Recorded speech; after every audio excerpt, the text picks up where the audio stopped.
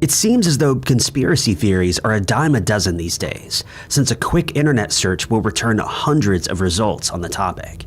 Most of these theories are either so outlandish that they can't be taken seriously, or have been debunked over time.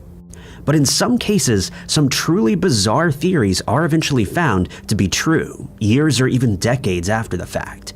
And when the truth is finally revealed, the people involved are exposed for who they really are. Quiz shows are some of the most popular programs on TV.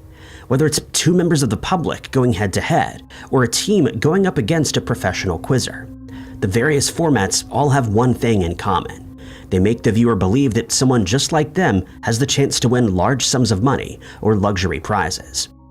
Every so often, there are rumors that one of these shows is rigged, either in the contestants' favor or against them. Some believe that contestants get harder questions than the professionals in the game. Others believe simple mistakes are a sign that something more sinister is going on behind the scenes.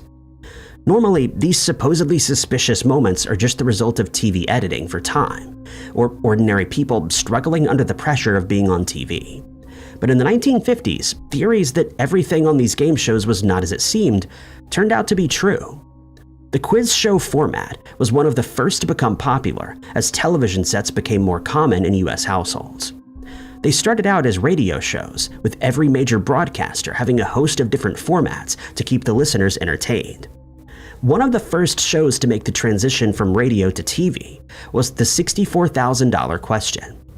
In the radio version of the show, contestants answered questions for a progressively higher sum of money, with the final prize being $64. The showrunners believed that increasing the prize money would make it more exciting for television viewers.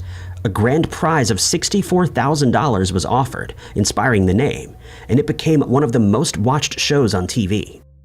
The $64,000 question inspired many other quiz shows with various gimmicks to make them stand out. Some shows featured only child contestants. Others had only those over the age of 80. A popular format was to adapt a traditional game like tic-tac-toe. One of those quiz shows was NBC's 21. Produced by Jack Barry and Dan Enright, the show pitted two ordinary people against one another. Contestants would pick a points value from 1 to 11. The higher the value, the more difficult the question.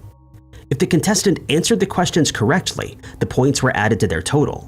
If they were incorrect, they were deducted. Neither contestant knew how many points the other player had, or whether they were in the lead, but the target was 21 points. It was a simple and easy-to-follow format, but not one that earned a lot of success early on. There were a few major problems that 21 faced. The first was that it aired at 10:30 p.m., which many viewers felt was too late. A bigger problem was the questions were simply too hard. In the 1950s, quiz show questions were much more difficult than those seen on TV today. A contestant would need knowledge of everything from classical poetry to boxing to pop culture, and only the most intellectual would have had any success. In the first episode of 21, the contestants scored hardly any points. The show's runners knew they had a problem, and the sponsor was extremely upset. Another big difference between the 1950s programs and modern shows is how they were funded. In the early days of television, a show could be funded in one of two ways. A producer might fully fund the show themselves, or it could be sponsored by a single company. For 21, that company was Pharmaceuticals Inc., who wanted to promote their product, Geritol. The sponsors were not happy with how the first episode had turned out, and they demanded a change. It was then that the conspiracy theory began. The entire show would be scripted, with contestants and winners decided based on what the producers believed would pull in the most views. Like many other shows at the time, 21 ran with a winner stays on format. The reigning champion would come back week after week, each time facing a new contestant, hoping to take over their role. Casting this champion became extremely important. A few weeks into the show's run, the producers received a letter from a student named Herbert Stempel. Stempel had previously been in the military, serving in Europe during World War II, and later working as an agent after attending counterintelligence school. He had a very high IQ and had appeared in various competitions while he was in high school. He thought this new quiz show would be perfect for him. He was invited to take a test for the show and scored the highest that anybody ever had before. But interesting for the producers was Stempel's personality. They believed he could be a suitable villain for their program. People would tune in just to cheer for Stimple's opposition. Stimple had to change his appearance to appear more like a stereotypical egghead. He was then coached by producer Dan Enright on what answers to give to the various questions. Before he ever filmed his first episode, he knew what the result was going to be. Stimple had agreed to play the role. He was going to be the champion for several weeks and would earn a huge sum of money. The plot worked, and people tuned in to 21 every week, only to watch Stimple beat opponent after opponent. But eventually, the showrunners decided that they needed someone new. Stimple was good as a villain, but they believed that if they had someone more charismatic and appealing as their champion, they would do better. In November of 1956, Charles Van Doren was introduced as Stimple's latest challenger.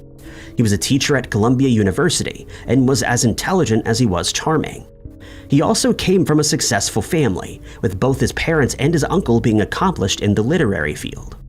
Stimple and Van Doren went head-to-head for several weeks. Unbeknownst to the viewers at home, the show had arranged for several ties, which meant that the stakes became higher. The audience was gripped, and there was a lot of excitement before what would be Stimple's final show.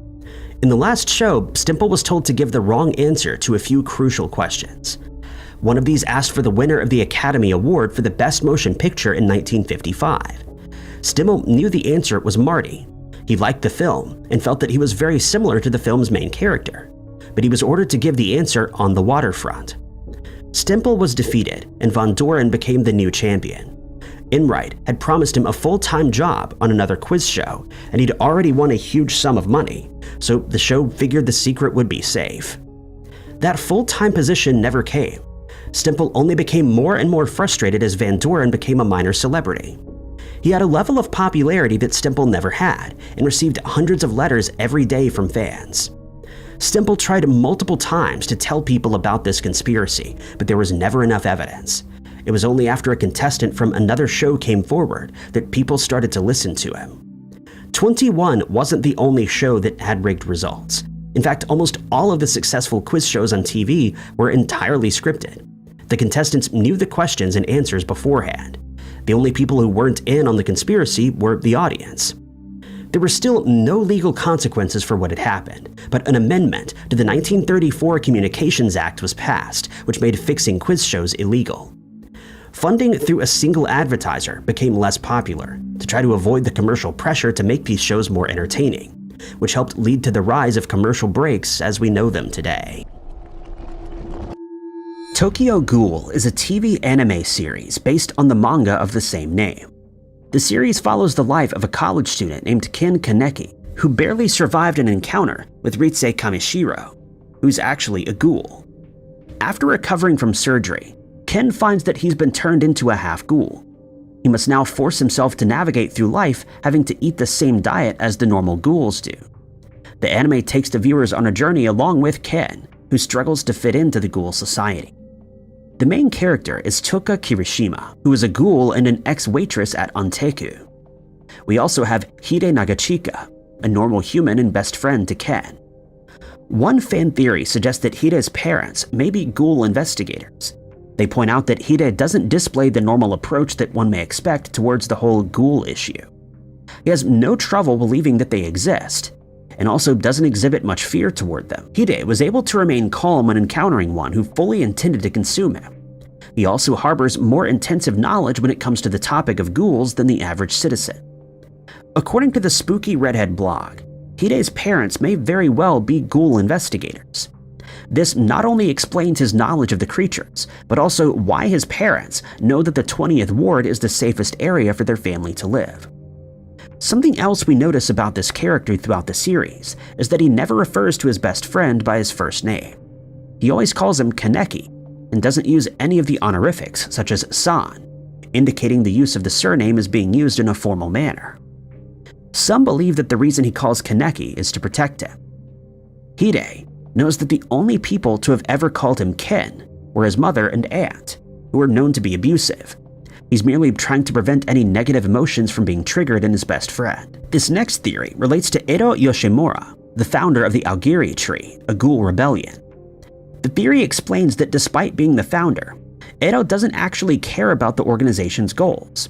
Instead of radicalizing and encouraging the pursuit of equality and civil rights for her species, The effects of growing up in the 24th Ward have made her cold and indifferent. Lending credence to this theory is the willingness she has to eat other ghouls if they seem weak. According to the conspiracy, Edo formed this rebellion to watch the humans and ghouls fight among each other. Another fan theory relating to this show appeared on the Tokyo Ghoul subreddit. Kuzen Bill 680 took to Reddit with a strange theory. The idea revolves around how ghouls came into existence. This theory involves government experimentation with the public. According to this Reddit user's theory, when researchers initially discovered RC cells, they figured out that they could be useful to humanity. They wanted to increase the amount of available cells, but the only way they could do this was to consume them. So the government gathered a small group of people, forcing them to live in underground Tokyo. The group had no food and was forced to find other means of survival. This led the people to cannibalism, and those who survived grew increasingly more powerful. Their power continued to grow until they became complete ghouls. The strongest of the experimental subjects was the One-Eyed King, who we meet later on in the series. This character liberated his ghoul community, letting them loose in Tokyo, hence the ghoul issue. An alternate theory suggests that ghoulism is caused by parasites. This idea is also posted to Reddit through Tokyo Ghoul subreddit. One of the biggest mysteries of the Tokyo Ghoul universe is the nature of the ghouls and whether they really are a completely separate species. According to this Reddit user, parasites have the ability to change an organism's behavior, including their eating patterns. This provides a reason behind the ghouls' aversion to anything other than humans. These parasites, though, only target their host's feeding patterns and don't take over their whole consciousness. By allowing their host to continue acting, humans may lead to a better chance of survival. One issue with this idea, though, is that Ken Kaneki's behavior doesn't see a dramatic change when he underwent surgery, during which he received a transplant from Risei, resulting in his half-ghoul change. Another conspiracy relating to the anime refers to Kaneki's aunt, who theorists suggest is partially imaginary. The main character is found to be an unreliable narrator, which means that everything he says should be taken with a grain of salt. According to him, his aunt demanded a whole lot of money from his mother, and she ended up passing away due to being overworked. Kaneki ends up living with this evil aunt who mostly ignores him until she chooses to be cruel, like when she steals his books and takes them to the recycling center. This part, though, didn't actually happen because Hide helped his friend retrieve the books. As we know, his own mother also treated him poorly, and the aunt is viewed as the force that pushed her in this direction. But one theorist posits that the aunt wasn't actually responsible for all the cruelty. Kaneki, according to this theory, imagined that his aunt was terrible because he didn't want to assign that kind of responsibility to his own mother. Comments on each of these theories are divided, and a few have even been debunked or proven to be true. Throughout the first half of the 1990s, Diana, Princess of Wales, was regularly making headlines in the UK and abroad. Whether it was a story about her troubled marriage with the future King Charles III, or a piece about some charity work that she was doing, writers and the public were always eager to learn more about the princess's life. But while it seemed like her every move was reported on the media, finding a story from her perspective was much harder. That changed in 1995 when the princess gave an interview on the BBC's Panorama show. In the 54-minute-long interview with journalist Martin Bashir, Diana didn't hold back as she talked about her personal life and the relationship with the then Prince of Wales. The show was described as the scoop of a generation, and hundreds of millions of people around the world watched it. But almost as soon as it was broadcast, rumors of something more sinister going on behind the scenes emerged. It wouldn't be until 25 years later that the full story of the conspiracy came out. In an interview with HRH, the Princess of Wales was first broadcast on November 20th, 1995, on the BBC's Panorama program. Panorama is a news magazine program known for its documentaries and investigative journalism. The series has covered everything from football scandals to the actions of politicians. In 1995, Martin Bashir was not a particularly well-known journalist at the BBC. He'd previously worked on the religious program Songs of Praise, but had aspirations of bigger things. Like many other journalists at the time, he wanted the scoop on Princess Diana. At the time, Charles and Diana had been separated for about 3 years. Both had spoken to biographers about their relationship, and Charles had recently confessed to having an affair. Everyone wanted to know Diana's thoughts on the situation, but securing an interview seemed impossible. The BBC had already approached a member of Diana's staff for an interview in 1993, suggesting an experienced and well-known journalist conducted it, but the person they spoke to rejected the suggestion straight away. So when the relatively unknown Bashir, without any ties to the royal family, somehow secured the interview of the century, it was definitely surprising. Everything was conducted with the utmost secrecy. Recording equipment was smuggled into Kensington Palace, where the interview took place, and even the board of governors at the BBC was kept in the dark about the planning. In hindsight, it might be easy to see that there was something strange going on, but given the difficulties involved in securing the interview, it would have been easy to believe the level of secrecy had been requested by the princess herself. When the interview was aired, it shocked the country. Diana was open and honest about deeply personal topics, such as her mental health and how she felt her struggles were being used by those operating against her. She believed certain people were trying to make her appear unstable and using her struggles with depression and other problems to do that. Diana also talked about her marriage, delivering the line that would be remembered for decades. There were 3 of us in this marriage, so it was a bit crowded. There had been rumors about affairs before, but this was the first time Camilla Parker Bowles was named. After the interview was broadcast on their program, the BBC sold it to TV channels around the world. An estimated 200 million people in 100 countries watched the interview, and many more read about it in newspapers that covered the story in the days and weeks after. But a few months after the Panorama program aired, an unusual news story was published in the Mail on Sunday. It claimed that a graphic designer had spoken about forged documents used to gain the princess's trust. An investigation that took place at the time found that Bashir had done nothing wrong, but the true story was much more unsettling. The graphic designer in question was someone who had done freelance work for the BBC. Long before the interview, Bashir had approached him to ask the designer to mock up some fake bank statements.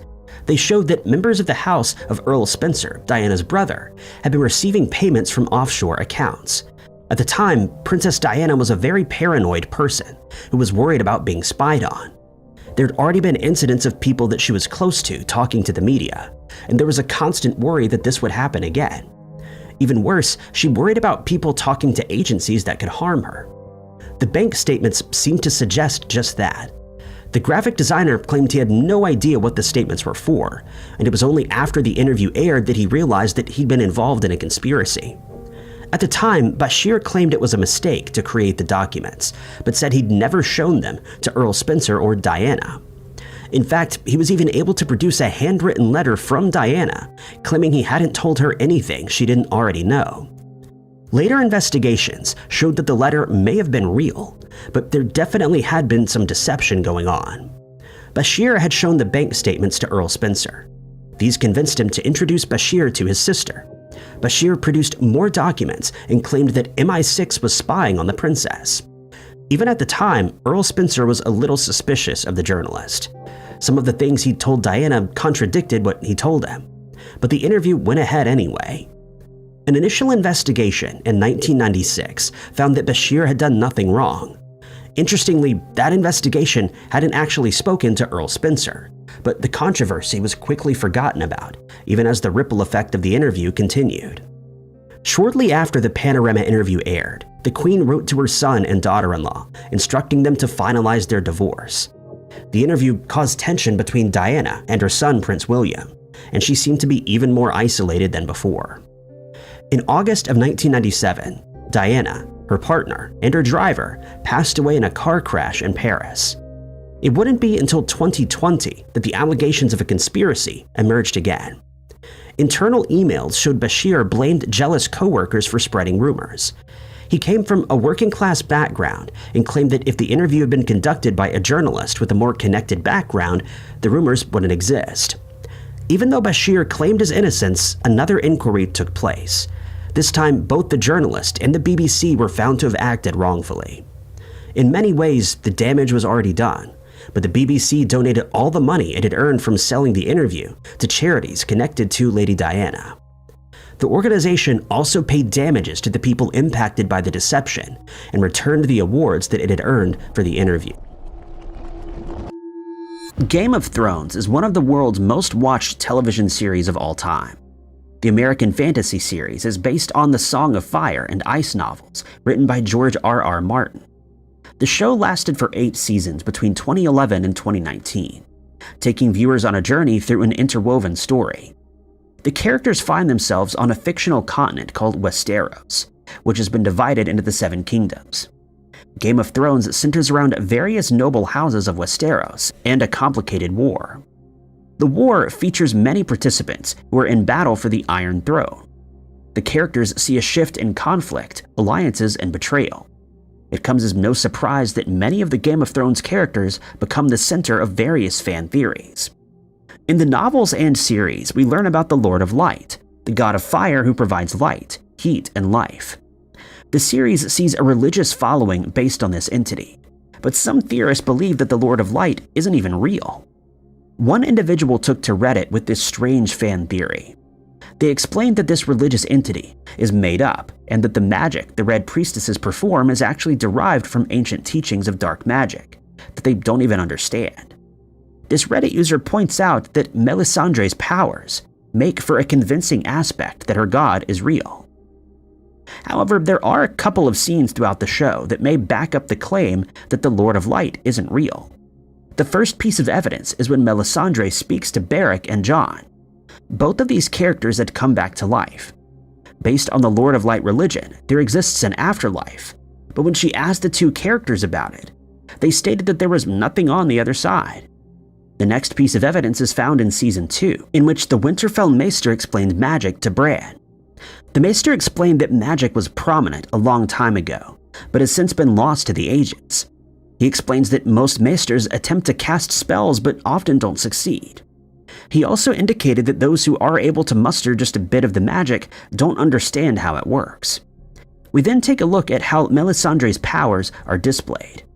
Her powers include starting fires, reanimating the deceased, sacrificing vital fluid to gain favor in war, and so on. These traits take on more of a warlock type of magic, according to these theorists. It's often said that you can't believe everything you see on TV. Even in cases where TV presenters are supposed to be themselves, people in the public eye will often have a public persona, which is different to the person they are when the cameras aren't running. But even though this is common knowledge, it can be easy to forget. TV shows are designed to feel as real as possible. Many celebrities build brands upon their public images and make efforts to make the public believe they really are the person that's seen on TV. This means it's shocking when one of the most popular celebrities on TV turns out to not be the person they portray, even if rumors of this have been circulating for years. In 2020, this phenomenon was shown again by talk show host Ellen DeGeneres. DeGeneres is a comedian who got her start in the 1980s doing stand-up. Her career quickly progressed until she was starring in a sitcom simply named Ellen. The most watched episode of the show came in 1997, when Ellen's sitcom character came out as a lesbian, shortly after Ellen did so in real life on The Oprah Winfrey Show. The sitcom didn't last much longer, but Ellen returned to the screen with another short-lived sitcom in 2001. Finally, in 2003, The Ellen DeGeneres Show began. This kept DeGeneres a household name for over a decade. The talk show featured interviews with the biggest celebrities of the day, as well as human interest stories and audience participation. It was known for being generally fun and lighthearted, and gave a spotlight to important causes. Fans felt like the celebrity interviews felt more like 2 friends chatting, giving the show a relaxed nature and helping the fans to feel closer to the host and her guests. Ellen would end her show reminding people to be kind to one another. The slogan became another part of her brand, helping to solidify her wholesome image. Being in the public eye for a decade, it was unsurprising that an occasional story would appear on entertainment news websites, claiming that everything wasn't as it seemed. As early as 2007, a former writer on the short-lived The Ellen Show sitcom claimed that the star treated her writers badly, accusing them of writing unfunny jokes. It was an anonymous story, and it didn't cause too much upset for the star. But even though most of the accusations didn't get much attention, by 2020, DeGeneres had apparently built up enough of a reputation behind closed doors. In March of that year, comedian and podcast host Kevin T. Porter started a thread on Twitter which claimed Ellen was one of the meanest people alive. He asked people to come forward with stories about her, pledging to donate money for every story that he got. Thousands of people replied to the post. There was no way to verify if any of these stories were true. It was clear that DeGeneres' public persona didn't match the person that people in the industry knew. If the scandal had simply ended there, things may not have been too bad for the talk show star. But in July of 2020, BuzzFeed posted a 2-part report into the bad work environment of the Ellen DeGeneres show.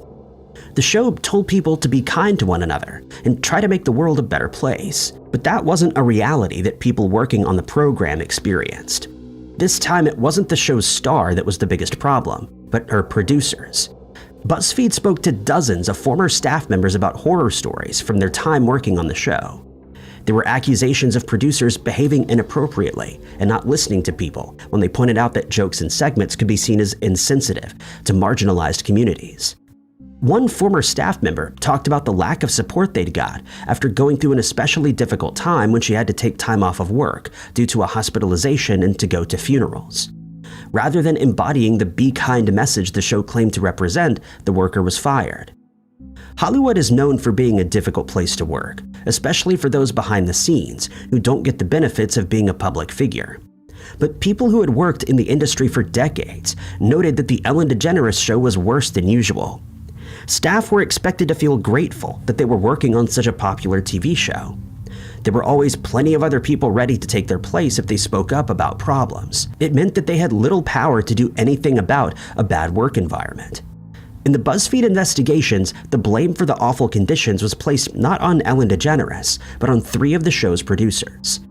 After the accusations came to light, the producers were removed from the show, and DeGeneres gave an apology on the show. But this would be the beginning of the end for someone who had built a reputation based on kindness. Some people felt that as it was her name on the show, she should have been aware of the atmosphere her staff members were working under. Others thought she knew about what was going on and chose to ignore it. As news of these terrible experiences made headlines, guests on the show began to come forward with their experiences. Many of the most famous celebrities seemed to have positive experiences, but it wasn't universal. Some spoke about how DeGeneres was cold and distant as soon as the cameras weren't rolling, and they felt as if something had gone wrong when they accidentally met the show's star off-set. Fans began to point out occasions where guests were visibly uncomfortable or upset on the show. Before the scandal even broke, actress Dakota Johnson seemed to break the show's illusion when she appeared as a guest in late 2019. DeGeneres had joked about not being invited to Johnson's birthday party. When Johnson claimed DeGeneres had been invited but didn't come, the show's host tried to cover by saying that she'd been somewhere else that day. It may simply have been a bad joke, but with the context of everything else that would later come to light, it came across as an attempt to make Johnson look bad. Despite the accusations, the Ellen DeGeneres show would go on for another 2 years before coming to an end in 2022. DeGeneres has since gone on to claim that she was kicked out of the show business for being mean, but former staff members have spoken up to remind people that there was more to the story than just the actions of the show's star. Attack on Titan is an anime series based on the manga created by Hajime Isayama. It first aired in 2013, attracting many anime fans. The show is set in a world in which humanity lives within the confines of walled cities. The giant walls protect the inhabitants from the gigantic humanoids known as Titans. These creatures devour people without cause. The story follows the life of Eren Jaeger and his childhood friends Mikasa and Armin. Their lives take an unexpected turn when the colossal Titan appears. This Titan brought with it destruction and fatalities. Eren, Mikasa, and Armin swear to reclaim their world and carry out their revenge by joining the Scout Regiment, the elite group of soldiers who are dedicated to fighting the giant beasts outside of the walls. The first conspiracy theory about this anime involves Armin. As we come to learn, this character is a big reader. As a child, he discovered a book about the world outside of Paradis. He showed this discovery to Eren, causing a curiosity about what lies beyond the walls. The fan theory here is that Armin actually wrote the entire series, and everything that's happening is playing out in the book he wrote. While he was in coordination with Zeke, he revealed that one of the things that made life worth living was reading a good book. Adding credence to the theory is that Armin is actually narrating the whole series. Fans of the anime already believed that this character was immortal, But what if there wasn't even anything dangerous in the first place? Whether or not he wrote down the series of events as a non-fiction retelling, or if it was something he made up, is still an aspect of this theory that's up for debate. But we then move on to Aaron, who some theorists suggest wanted to lose. Aaron's goal had been to have the rumbling destroy the world beyond the walls, but fans have come to suggest that he actually just wanted to lose. Aaron wanted his loved ones to have freedom. By having them save the world, they wouldn't have to worry about the dangers of Marley or any of the other characters that feared the Titans. This theory is plausible since he allowed them to fight against him despite having the ability to easily remove their powers, given that he was the founding Titan's inheritor. Another theory states that one Titan shifter will devour the rest. Prior to Aaron's plan to destroy life beyond Paradis, fans were theorizing an alternate solution. A Reddit user, curiously programmed, had an interesting solution to the issue. He presents the idea that one of the Titan shifters will devour the rest of them before sealing themselves in a crystal. This plan would ultimately lead to fewer casualties than what Aaron had in store, but it would create a sadder situation where some of the protagonists would be forced to sacrifice themselves. We also stumble across the already debunked theory of the time loop. This conspiracy was cooked up by another Redditor called Real Life Corgi. The theorist explains that in the 700s, scientists made the Titan virus from the remains of Ymir. They then weaponized the virus, creating a range of Titan varieties, adding to their military advantage. But they end up losing the vaccine, and the Titans run rampant. The secrets to the vaccine are contained in Aaron's father's basement, but are destroyed. The main character then writes a letter to the future, which starts with the sentence, "To you, 2,000 years from now." This letter was written in hopes that the world of the future could go back in time and fix things. The twist in this case, according to the theory, is that Aaron wasn't actually sent to that time period from the year 2800, but Mikasa, his mother. The events are occurring over various time loops. Each of these ultimately ends with the destruction of the human population. It can seem today that trust in the news media is lower than it ever has been before. It's always important to consider the reason why a piece of news is being presented. Even people who aim to be unbiased might have influences for why certain pieces of information are shared while others are ignored. But the idea that these TV news organizations are being manipulated or controlled by some secretive organization is said to be a conspiracy theory. That hasn't always been the case, though. In the 1970s, it emerged that the Central Intelligence Agency was behind some of the work done by the most influential news outlets in the United States and abroad.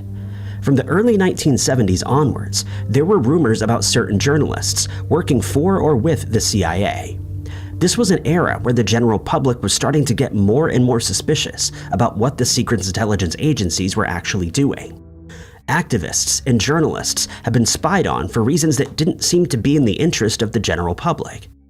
The rumors culminated in 1975 with a Senate committee investigation into the actions of various intelligence agencies, including the CIA and FBI. The investigation revealed the truth behind many conspiracy theories, including the infamous MKUltra project and plans to take the lives of various foreign leaders. But the relationship between the CIA and the very organizations that were supposed to be holding them accountable was more of an afterthought.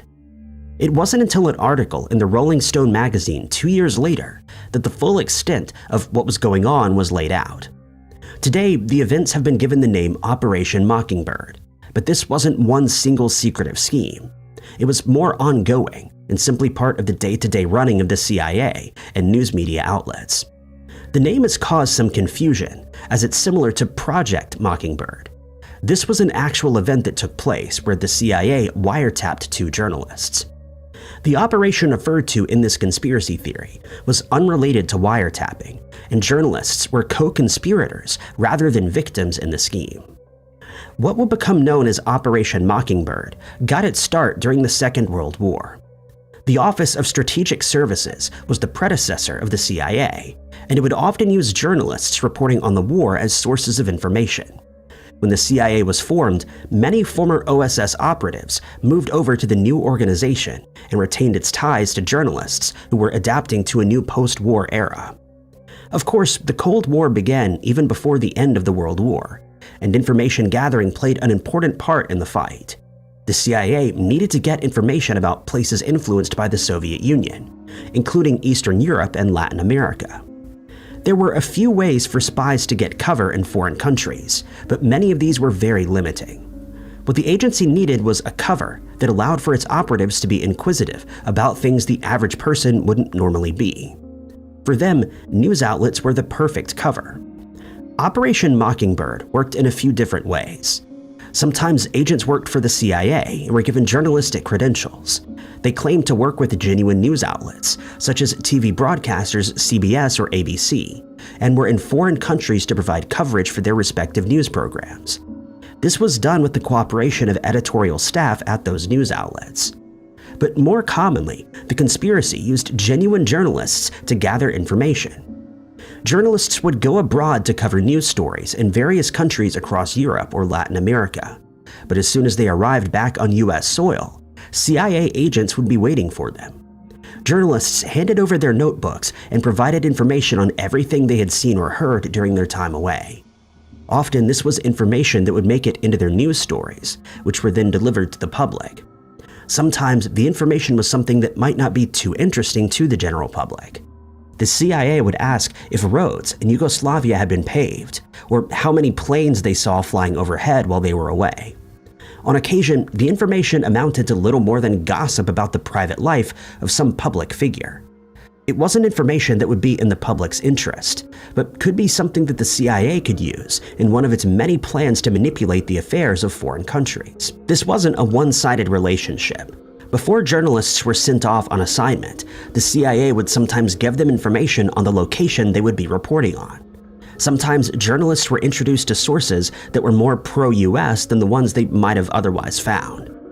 Today, people claim that Operation Mockingbird was the CIA actively manipulating the news reports that the public saw on TV and allowed the government to spread propaganda to the public. But when the conspiracy theory was discovered in the 1970s, little evidence of this was found. On one occasion, a journalist was accused of publishing background information about a country which had been given to him directly by the CIA. The journalist denied doing this. Even if this had happened, it doesn't appear that the information had been given to him with any intention of manipulating him or the public. It was simply information gathered from a source.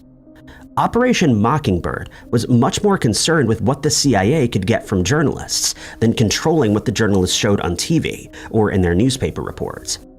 But part of the conspiracy did involve what information was focused on. For example, in 1953, the CIA sent a respected journalist to the Philippines to cover the election that was taking place there. According to the journalist, he hadn't been told what to write about or what kind of lens the coverage should be shown through. He'd simply been asked to go because the CIA believed the election was less likely to be stolen by the opponents if foreign news media was present. But even if the journalist wasn't told what to write by the CIA, the motives behind his writing were hidden from the public. The reason for covering this particular election wasn't due to the journalistic value or importance to the American public. It was simply something the CIA wanted to happen. The CIA would also choose journalists who were more in line with its own point of view. A journalist who opposed the actions taken by the agency, who might write something less patriotic than desired, wasn't going to be provided with information by the agency. In the mid-1970s, the CIA began to try to distance itself from this network of journalist sources. It claimed that nobody actually working for the CIA was on staff at any of the publications or TV stations, but it did say that it wouldn't stop journalists from voluntarily providing information to the agency. In the 1977 Rolling Stone report, it wasn't clear whether Operation Mockingbird was a thing of the past. It was still shrouded in mystery, with only the information that CIA sources wanted to provide being made public. Today, many still question if something like this is still going on. Shameless is an American comedy drama TV series based on the British series of the same name. It aired on Showtime in 2011 and ran for 10 seasons. The setting is placed in Chicago's Canaryville neighborhood on the South Side. The show follows the lives of a dysfunctional family known as the Gallaghers. In the series, we meet Frank, the proud single father of 6 independent children. While Frank isn't at the bar spending the little amount of money his family has, he's passed out on the floor. This leaves Fiona, the oldest daughter, taking care of her 4 brothers, Lip, Ian, Carl, and Liam, as well as her younger sister, Debbie. Fiona plays the part of the central character, who tries her best to raise 5 siblings on her own through a stressful and chaotic life.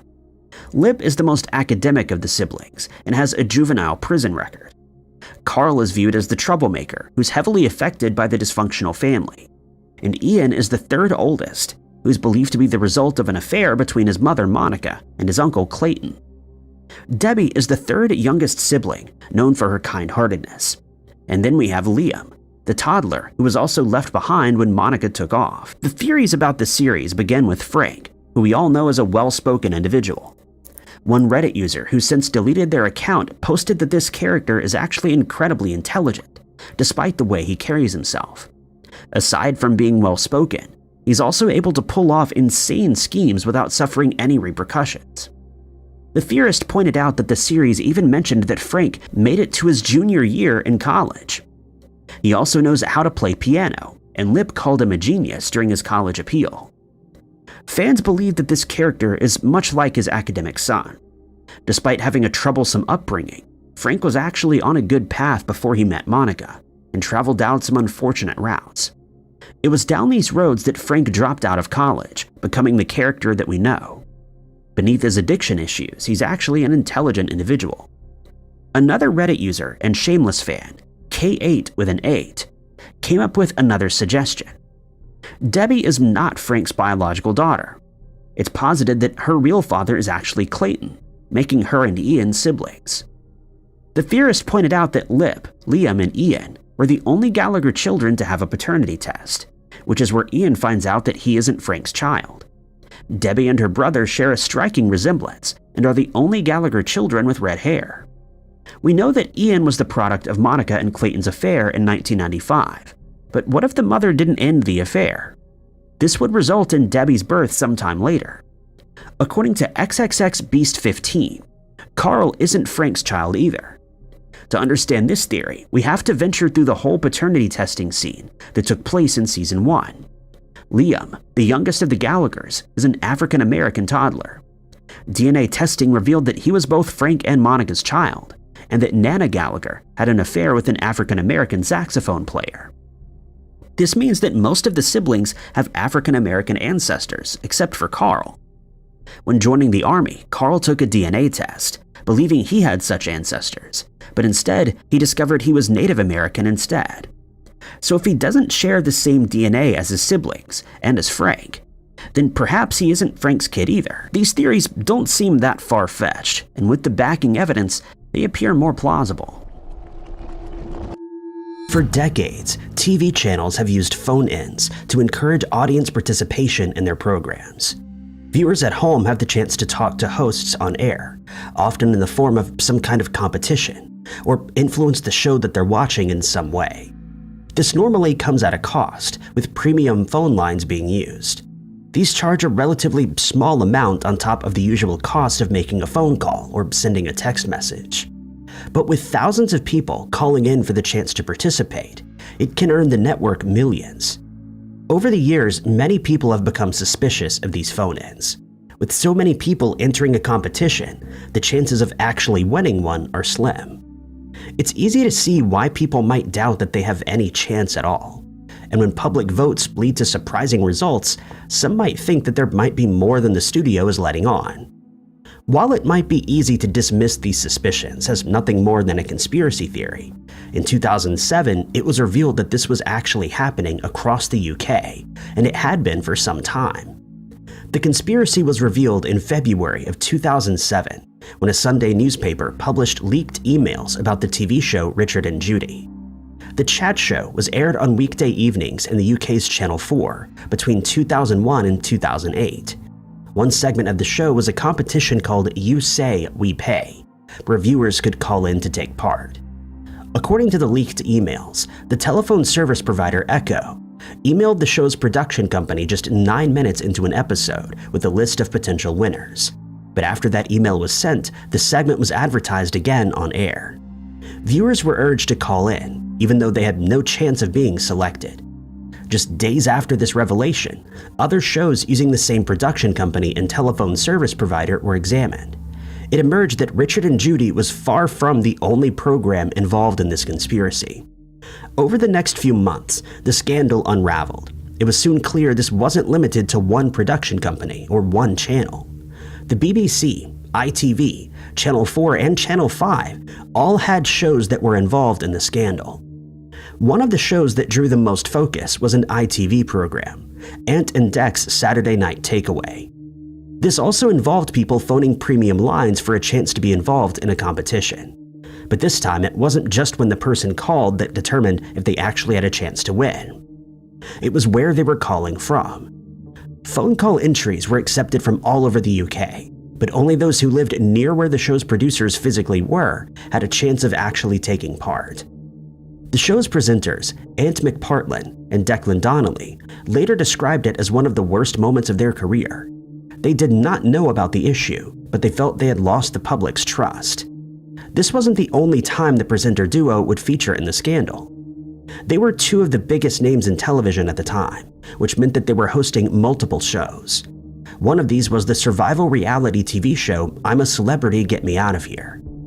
A key part of the show is that fans can vote for the celebrities they want to stay in the competition. On one occasion, a late surge of votes for a particular celebrity was not passed onto the show, meaning that the celebrity was evicted from the show. While this incident may have been unintentional, there were also times when public votes were completely disregarded. On another show, fans were invited to vote for which songs celebrities would sing, but when the votes were collected, the producers decided they didn't like the results. They picked something that they thought suited the show better, even though the public had paid money to have their say. Even voting for award shows wasn't safe. The National Comedy Awards, run by ITV, had a special award voted for by the public. In 2005, the public voted in favor of The Catherine Tate Show, but the showrunners instead decided to give the award to Ant and Dec's Saturday Night Takeaway. It wouldn't be until 2007 when this was revealed, and exactly why this change took place has never been confirmed. Some of the strangest incidents involved the BBC's Blue Peter show. The Blue Peter show is aimed at children, which meant competition rigging here caused even more outrage. The first incident involved a phone-in competition, raising money for charity. Viewers were encouraged to call the premium phone line for a chance to win a toy, but for some reason there was a problem getting the callers through to the studio. Instead of owning up to the mistake, the show's producers deceived the audience. Someone who had been visiting the studio that day was asked to pretend to be the winner. An even stranger incident had occurred months earlier. This time, the scandal didn't involve premium phone lines, but an online vote to name the cat that had been adopted by the show. For unknown reasons, the cat wasn't actually given the name, which received the most votes. A staff member at the BBC was quoted as saying, quote, "I think the feeling was that if we can't honestly name a Blue Peter cat, then really that is perhaps the last straw in this whole fiasco." What started with a few leaked emails led to a months-long inquiry. By the regulatory bodies Ofcom and ICSTIS. By the end of the investigation, almost 30 TV shows across all the major channels, and even some radio shows were affected. Millions of pounds in fines were issued, with Saturday Night Takeaway and ITV's GMTV being awarded the biggest fine. The anime series adaptation of the Bleach manga began broadcasting in 2004 on TV Tokyo. 366 episodes later, the anime concluded. In 2020, the final arc of the manga was finally animated and would begin airing in 2022. Bleach follows the life and adventures of Ichigo Kurosaki, a high schooler who has the ability to see ghosts. He also befriends Rukia Kuchiki, a Shinigami. The early episodes focus predominantly on these characters until the world of the gods begins to unravel. All characters in Bleach are considered souls. Each human contains a soul, while the disembodied souls are made up of particles known as reishi, which allow them to mimic human anatomy aside from slowing down the aging process. The first fan theory here relates to Orihime, who some believe is a Fullbringer. Fullbringers are spiritually aware humans who have the ability known as Fullbring, allowing them to manipulate souls that reside in all physical manner. Despite being such a clumsy character, Orihime exhibits a unique strength. The series favors the idea that she sourced her power from the hairpins that her late brother gave her. The series emphasizes that bond that she and her siblings share, suggesting that the hairpins are the key to her powers, while the manga appears to prioritize Hogyoku's role. Hogyoku is a small blue orb that is possibly capable of dissolving the boundaries between the Hollows and the Soul Reapers. It does this by allowing one race to attain the powers of another, and it's believed to be the most powerful object in the Bleach universe. The fact that the manga's equivocation relates to the source of the character's power keeps this theory and debate ongoing. Another fan theory relates to Aizen's throne, Chair-sama. Fans have come to suggest that the throne was more than just a piece of furniture, and that it was actually created from the Soul King's remnants. The theory depends on Chair-sama's intricate design, hinting to a possible connection to the Soul King's role as a ruler. Aizen was chained to the throne during his imprisonment. Despite his strength, though, he was able to break free. The chair had also been made by Mayuri, the eccentric scientist. Fans wouldn't be surprised if he used parts of the king to make it.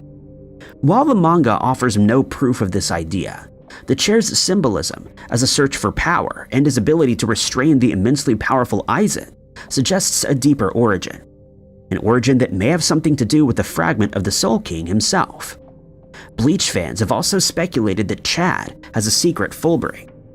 Later in the series, we find that Chad is in fact a Fullbringer, and his powers are attributed to his golden necklace that always dangles from his neck. In the 2017 film Wonder Woman, we learn of the origins of the fictional superhero. Before becoming a heroine, Diana was Diana, Princess of the Amazons, and an unconquerable warrior. The movie reveals how Diana grew up on a sheltered island away from humanity, where she would be trained as a strong warrior. But as she edged into adulthood, she's overcome with curiosity over the outside world. She finds herself taking a liking to an American pilot who landed on the island, who tells her of a massive conflict that was raging on beyond her hidden paradise. It didn't take long for her to decide that she'd be heading out to mingle with the other humans, believing that she would be able to stop the threat. For the first time ever, Diana leaves her home and fights alongside men in the war, discovering her full powers and true identity. But fans didn't direct their deductive theorizing powers towards the superhero woman, but rather a side character, Chief. Chief plays the role of a Native American man who served as a skilled smuggler amidst the First World War. He became the ally of Steve and Wonder Woman, and even a number of Wonder Men. During an introductory scene, Wonder Woman meets Chief, and they exchange a few words in a foreign language that was never subtitled. Some fans left the theater not thinking much about this exchange again, but others just couldn't forget about it. As soon as they were able to, the viewers quickly went into research mode, only to discover that the language the two had spoken was called Blackfoot. It is a real language that's used among the indigenous tribes of Canada and the United States. It didn't appear out of place, since the actor who was playing Chief, Eugene Brave Rock, is a Blackfoot Canadian. Despite concluding that this was not out of place, theorists still believe that there was more to this exchange, and enlisted the aid of native speakers.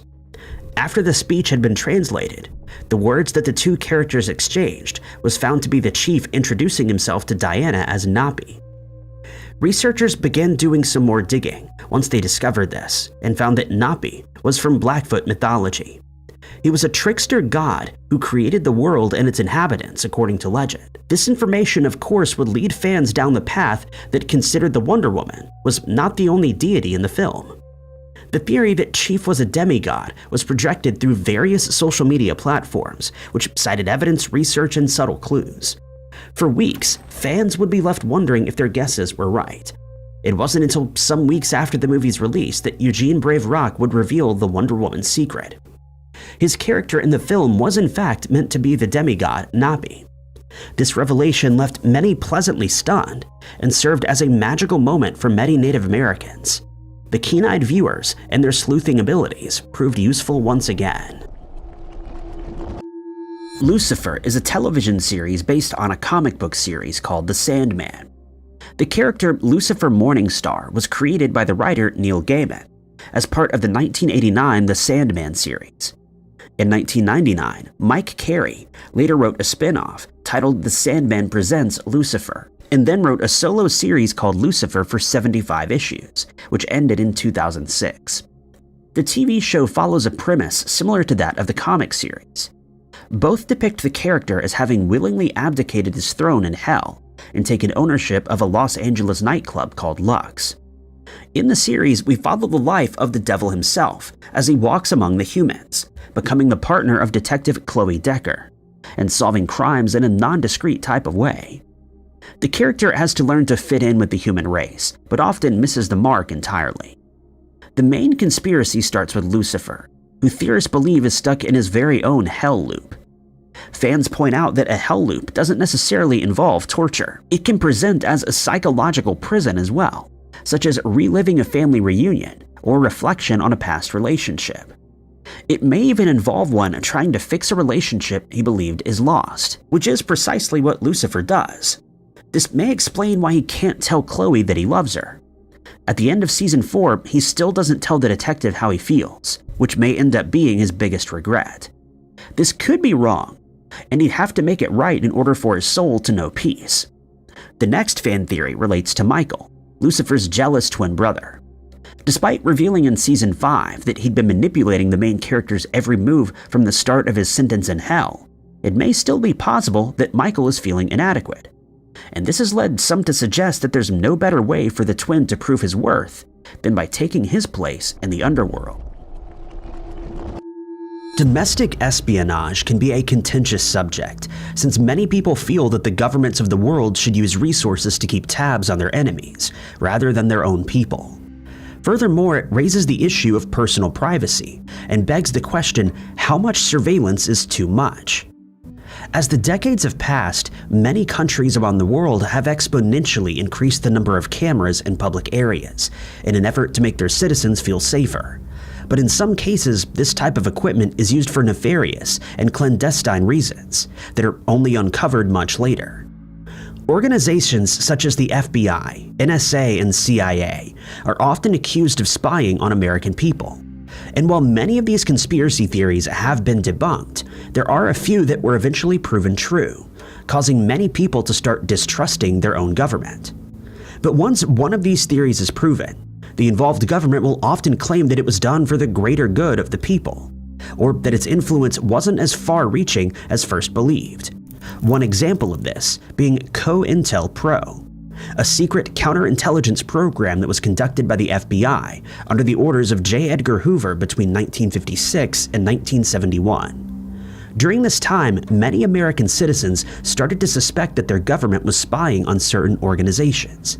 These theories were eventually proven to be true, but much of the information collected and the documents that were created during this time either remain secret or have been heavily censored.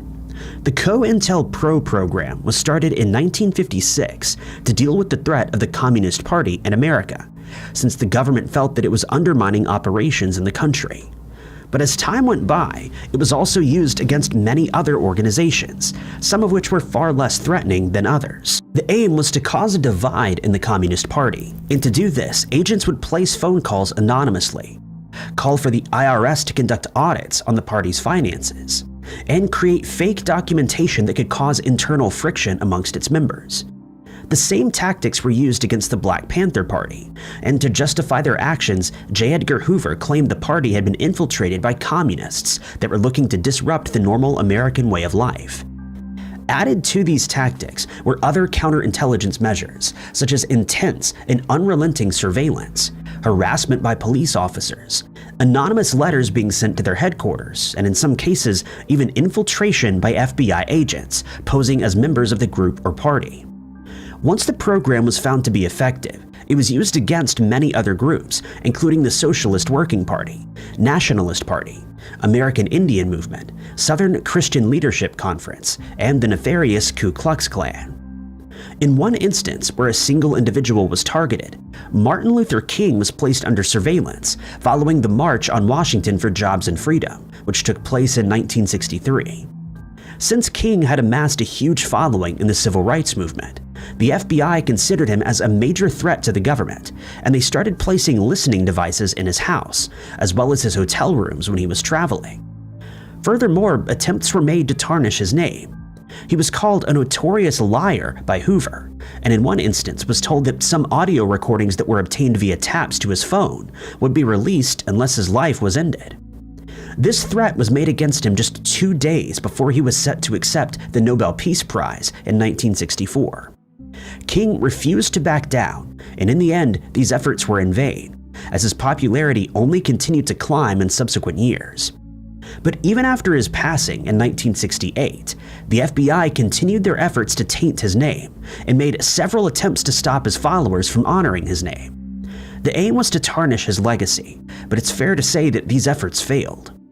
Hoover and COINTELPRO would eventually be exposed in 1975 thanks to the anti-war movement and a 20-year-old man named Keith Forsyth. He had dropped out of college when he learned about the atrocities that had been committed during the Vietnam War, and he moved to Philadelphia to join the movement. He then took a course in lockpicking so that he could break into government institutions and steal files in an effort to stop soldiers from being sent to Southeast Asia. He was also involved in raiding war draft boards, along with 29-year-old Bonnie Raids. The group made good progress, but in 1971, the decision was made to take their actions a step further in order to expose the FBI and the actions they'd taken against their own citizens. It was decided that Forsyth would break into an FBI office in Media, Pennsylvania, and that he would attempt to find as many incriminating documents as possible. But to do this, he needed to pick a time when he was less likely to get caught.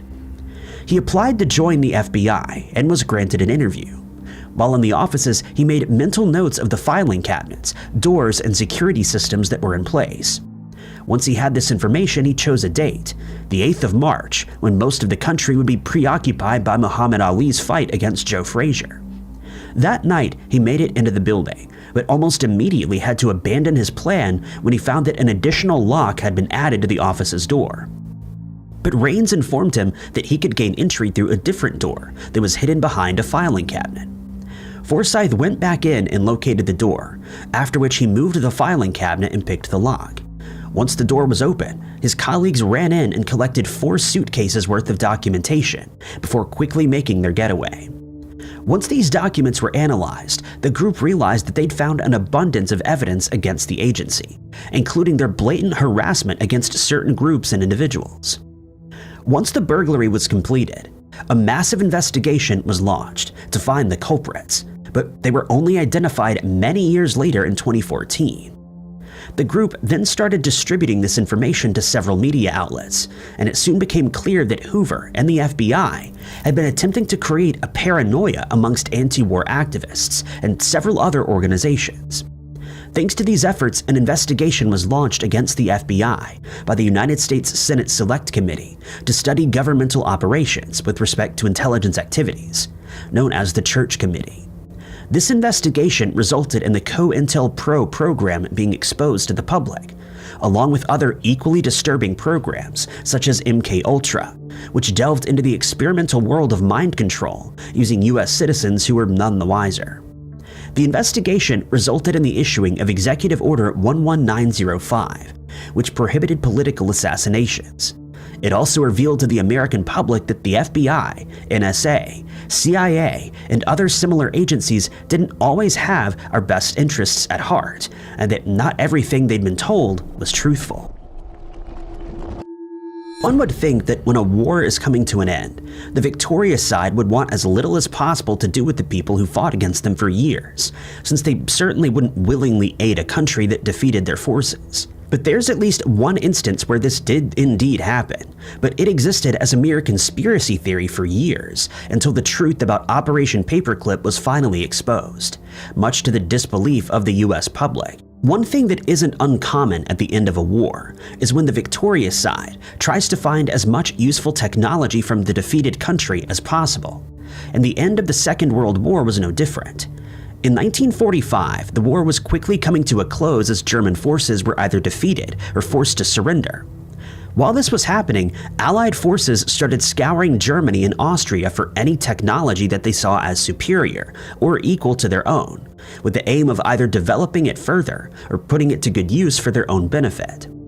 These technologies included airplanes, rockets, missiles, and other types of weapons that had been used by Germany in the war. But the task was not as simple as that, since some of these technologies were so advanced that only the people who worked on them could understand and transfer them to the US and other Allied countries. This led to Operation Paperclip, formerly known as Operation Overcast, being created. The original purpose behind Operation Overcast was to bring German and Austrian weapons experts to the US for 6 months to aid in the fight against Japanese forces. But when the war suddenly ended in 1945, the objectives were changed and the operation was renamed. What was once a short-term goal now turned into a long-term one that would see these experts being brought to the US permanently. But this had to be done discreetly, since many of these scientists and engineers were associated with Adolf Hitler's tyrannical rule, which would not sit well with the public. But it was discovered that many of these scientists only went with Hitler's orders either because they were too afraid to resist or because they saw it as an opportunity to further their research and make a lot of money. Less than half of those targeted by Operation Paperclip were truly aligned with Hitler's vision, but since their knowledge of the weapons was superior, they were seen as possible assets, since relations with the Soviet Union were quickly deteriorating and it seemed as though another war was on the horizon. This prediction turned out to be true, as the Cold War broke out in 1947, and Allied forces needed every advantage they could get.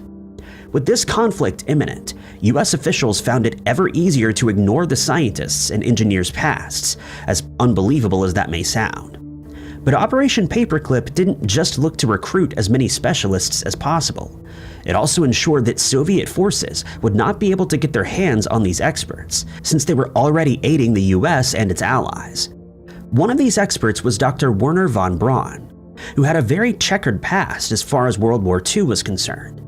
He and several of his associates had been involved with the production of the V-2 ballistic missile, but took advantage of prisoners in prison camps to produce these weapons. This was never revealed to the public, who already had their suspicions, and von Braun, along with more than 100 of his colleagues, were brought to Fort Bliss, Texas to help develop and launch the same type of missile. They then started working on new technologies, such as the cruise missile. When their efforts proved to be successful, von Braun and the rest of the group were relocated to Huntsville, Alabama, where they started working on the development of nuclear missiles. Von Braun seemingly enjoyed his new home in the US, appearing on television and in magazines to show his support for the development of spaceflight. Before long, he was part of a team of thousands of engineers and specialists, most of whom were American, who were working on the Explorer 1 satellite. The Soviet Union managed to launch their Sputnik satellite, the first ever artificial satellite to orbit Earth, in October of 1957. And not to be outdone, the US launched Explorer 1 the following year. Thanks to the success that von Braun and his team saw with this project, he was then transferred to work for NASA, along with several other members of the Army Ballistic Missile Agency that he'd been working for. They went to work on the Saturn rocket systems that would eventually be used to send Neil Armstrong and his crew to the moon in 1969. But most of the experts that were brought over to the US from Germany were put to work in the Air Force rather than the space program, and others were sent to work with the Navy or the Department of Commerce. Von Braun and his colleagues, also known as the Huntsville Germans, were simply better known since spaceflight was on everyone's minds at the time, and those who were sent to private companies, universities, and laboratories worked mostly in secrecy. In fact, most of the aerospace experts who immigrated to the US following the war were involved with furthering the US weapons race against the Soviet Union, and they were tasked with developing guided missile systems, jet engines, rockets, aerospace medicine, and supersonic aerodynamics. It should be noted, though, that much of the groundwork for these systems had already been completed by US rocket companies, such as Reaction Motors and California's Jet Propulsion Laboratory, and that most of the German experts were brought in mostly to help speed up development or add additional expertise in problematic areas. But there is no doubt that Operation Paperclip helped quicken the US's ability to travel into space, develop more efficient and accurate missiles, and in doing so ensured that they were prepared for the Cold War and other conflicts that would follow in later decades. While it certainly has its benefits, many people feel that the operation was unethical. It was opposed by many, including Eleanor Roosevelt and Albert Einstein. Its clandestine activities have been exposed by media outlets such as the New York Times as early as 1946, but this did little to prevent it. Today, people are still divided over the moral implications of Operation Paperclip, since some of the experts who were brought to the US were involved in unthinkable atrocities during World War II, and they were never made to pay for those crimes. The CIA has been the subject of many conspiracy theories over the years, most of which were eventually either debunked or explained away. But there are a few instances where these theories were proven as true.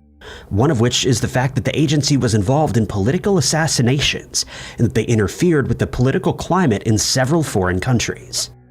One of the most shocking instances of a political assassination took place in Santiago, Chile on the 22nd of October 1970. On that day, the Chilean military commander-in-chief, General René Schneider, was traveling to his office in his car when he was suddenly attacked by a group of armed men. The attack resulted in Schneider losing his life, and then President Richard Nixon sent a condolence letter to the Chile's president, in which he likened the attack to a stain on the pages of contemporary history. He ended the letter with the words, "I would like you to know of my sorrow that this repugnant event has occurred in your country." It seemed like a heartfelt and sympathetic gesture, but the truth behind the entire event was far more sinister than anyone could have imagined. Not only had the attack been orchestrated by CIA Director Richard Helms and his colleagues, but they also drafted the condolence letter that was sent to the Chilean government. There was some suspicion that the CIA was involved somehow, but this would not be proven for many years. It would then also come to light that the attack was part of a larger plan by Nixon and the rest of the White House to upset the election of Salvador Allende as Chilean president, and that they'd funded the attack via weapons and money. When Schneider's assassination was exposed in 1975, thanks to a Senate report on assassination plots against foreign leaders, it was revealed that Schneider's life was ended because the CIA felt that he stood in the way of the US's political objectives. The report was created after CIA communications were scrutinized by the Church Committee, which found that this was just one assassination plot amongst many included in a program called Operation Fubelt. It was then revealed that the operation was ordered by President Nixon, and every assassination effort was supervised by Secretary of State Henry Kissinger. In the end, the plan to prevent Allende from being elected failed, and he served as Chile's president from 1970 to 1983. But this was not the first time that the CIA had interfered with foreign politics. In 1953, they were involved in a plot to organize a coup against Iran's Prime Minister Mohammad Mossadegh. Declassified documents show how the plan was approved by the highest levels of the US government, and that it also involved members of the British government, who later attempted to hide their involvement in the operation that was called the Battle for Iran. The coup itself was called TPA-JAX in the US, and in Britain it was given the name Operation Boot by MI6. These documents also revealed that Britain's then Foreign Secretary considered Mossadegh as a threat to Britain's economy after he nationalized the Iranian oil industry, which was then controlled by the Anglo-Iranian Oil Company, known today as BP. The coup was successful and resulted in the Iranian Shah, Mohammad Reza Pahlavi, taking over power in the country. Iran was no longer a democracy, and the effects of this coup are still felt in the country today, especially as far as civil rights are concerned. In 1958, the US decided that Indonesia's first president, best known as Sukarno, was too leftist for their liking since he was associated with the Soviet Union and had allowed a communist coalition to become part of the Jakartan government. The decision was then made that the CIA needed to take action, and several B-52 bombers were sent to the Philippines to drop bombs on the islands that supported Sukarno. The State Department denied any involvement in the attacks, but the conspiracy was exposed when a US pilot was shot down over the island of Amboina. In 1960, the CIA was involved in an assassination plot against Patrice Lumumba, the first Prime Minister of the Republic of the Congo, now known as the Democratic Republic of the Congo. Lumumba's election brought to an end Belgium's reign over the country, and he promised to unite the nation, create a natural foreign policy, and to rule the country in a way that was approved by its people. But the CIA felt that Lumumba was being influenced by communists and that he was a threat that had to be dealt with. It was decided that he would be assassinated via poison, but the plot failed, and the CIA had to come up with a different plan. They reached out to Belgian officers and co-conspirators in the country, who took Lumumba into custody. He was then handed over to his adversaries, who kept him prisoner until the 17th of January, 1961, when he was executed by a firing squad. For 4 years between 1959 and 1963, the CIA had its sights set on the Cuban leader, Fidel Castro, who they considered to be a very problematic person, and they decided that it would be best if his life was ended. The agency was tasked by the US government to devise a plan to assassinate Castro, and they came up with several very different strategies. In 1961, members of the American Mafia were recruited to carry out the task, but when their efforts to poison him failed on several occasions, the operation was abandoned. It was then decided that they would poison his cigars, with a toxin that was so strong that it would have claimed his life as soon as he put one in his mouth. But the cigars, which were delivered to an unknown person, never made it into Castro's hands, and that plot also failed. Other attempts on his life by the CIA included a plot in which his scuba diving suit would be switched with one that had been lined with a fungus that would result in Castro contracting a terrible skin disease. The suit was given to James Donovan, an American lawyer who was supposed to gift it to Castro, but for reasons unknown, he handed over the wrong suit, and yet another plan to claim Castro's life failed. They also recruited Marita Lorenz, with whom Castro was in a relationship in 1959. She was given 2 poison tablets that she was meant to put in one of his drinks, but she couldn't go ahead with the plan since the pills became unusable after she'd hidden them in a jar of cold cream. She later stated that she wouldn't have poisoned his drink anyway. Lastly, a Cuban official was tasked with injecting Castro with a poison that was hidden inside a pen. The official agreed to help in the assassination plot, but when he heard of the plan, he was less than impressed, since the pen was handed to him on the day of President John F. Kennedy's assassination. So he decided to not go through with the attempt. In modern times, most of us are aware that we're being monitored by our respective governments at one level or another.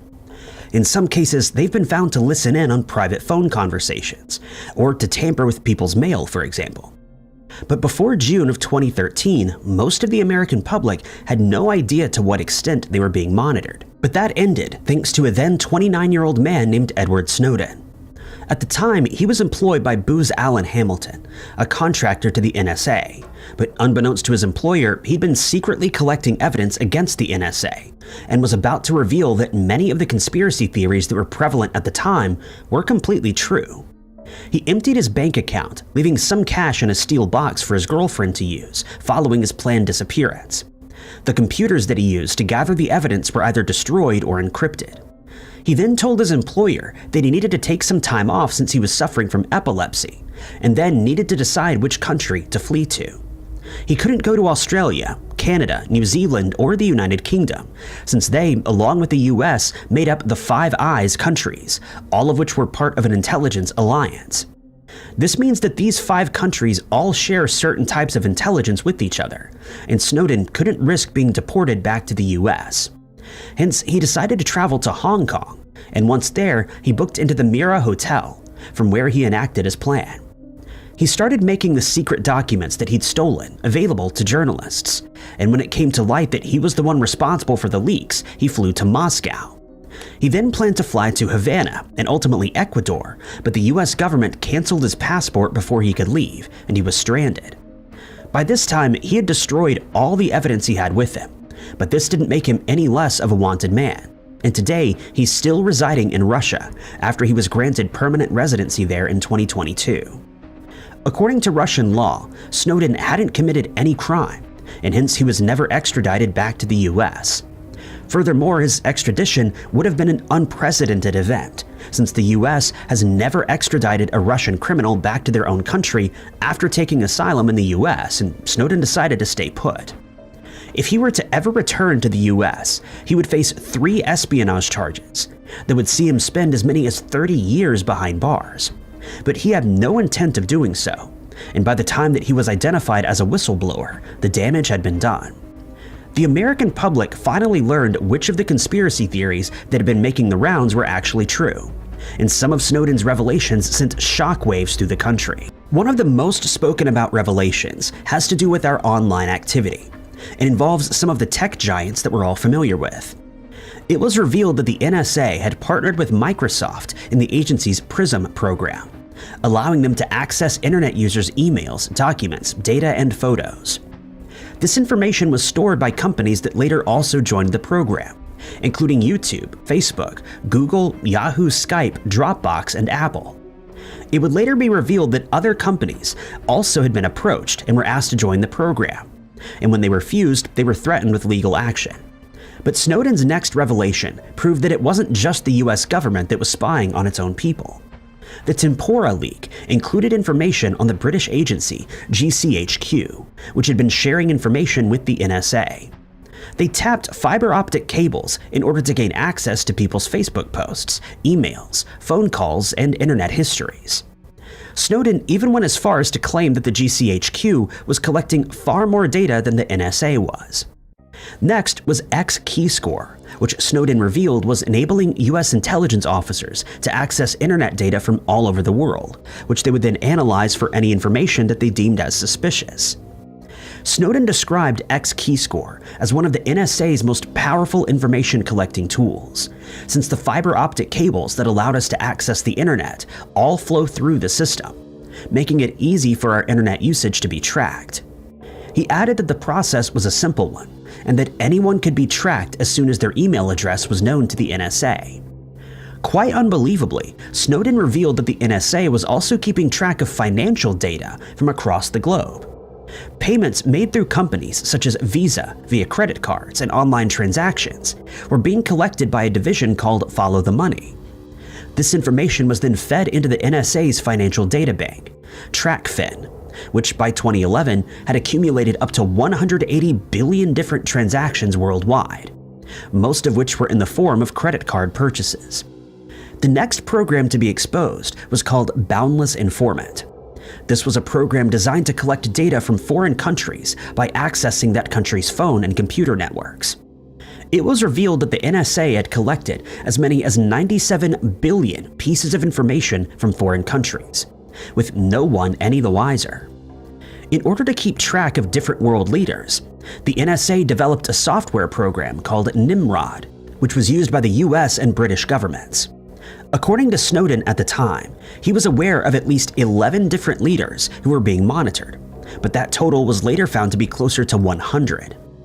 Next to be exposed was the Joint Threat Research Intelligence Group, or JTRIG, which was employed by Britain's GCHQ intelligence agency, and many people feel that this was one of the worst types of mass surveillance, since it also involved the manipulation of online data. Online polls were being manipulated, as were the page view counts on several websites. Uploaded videos that were seen as extremist could be edited at will.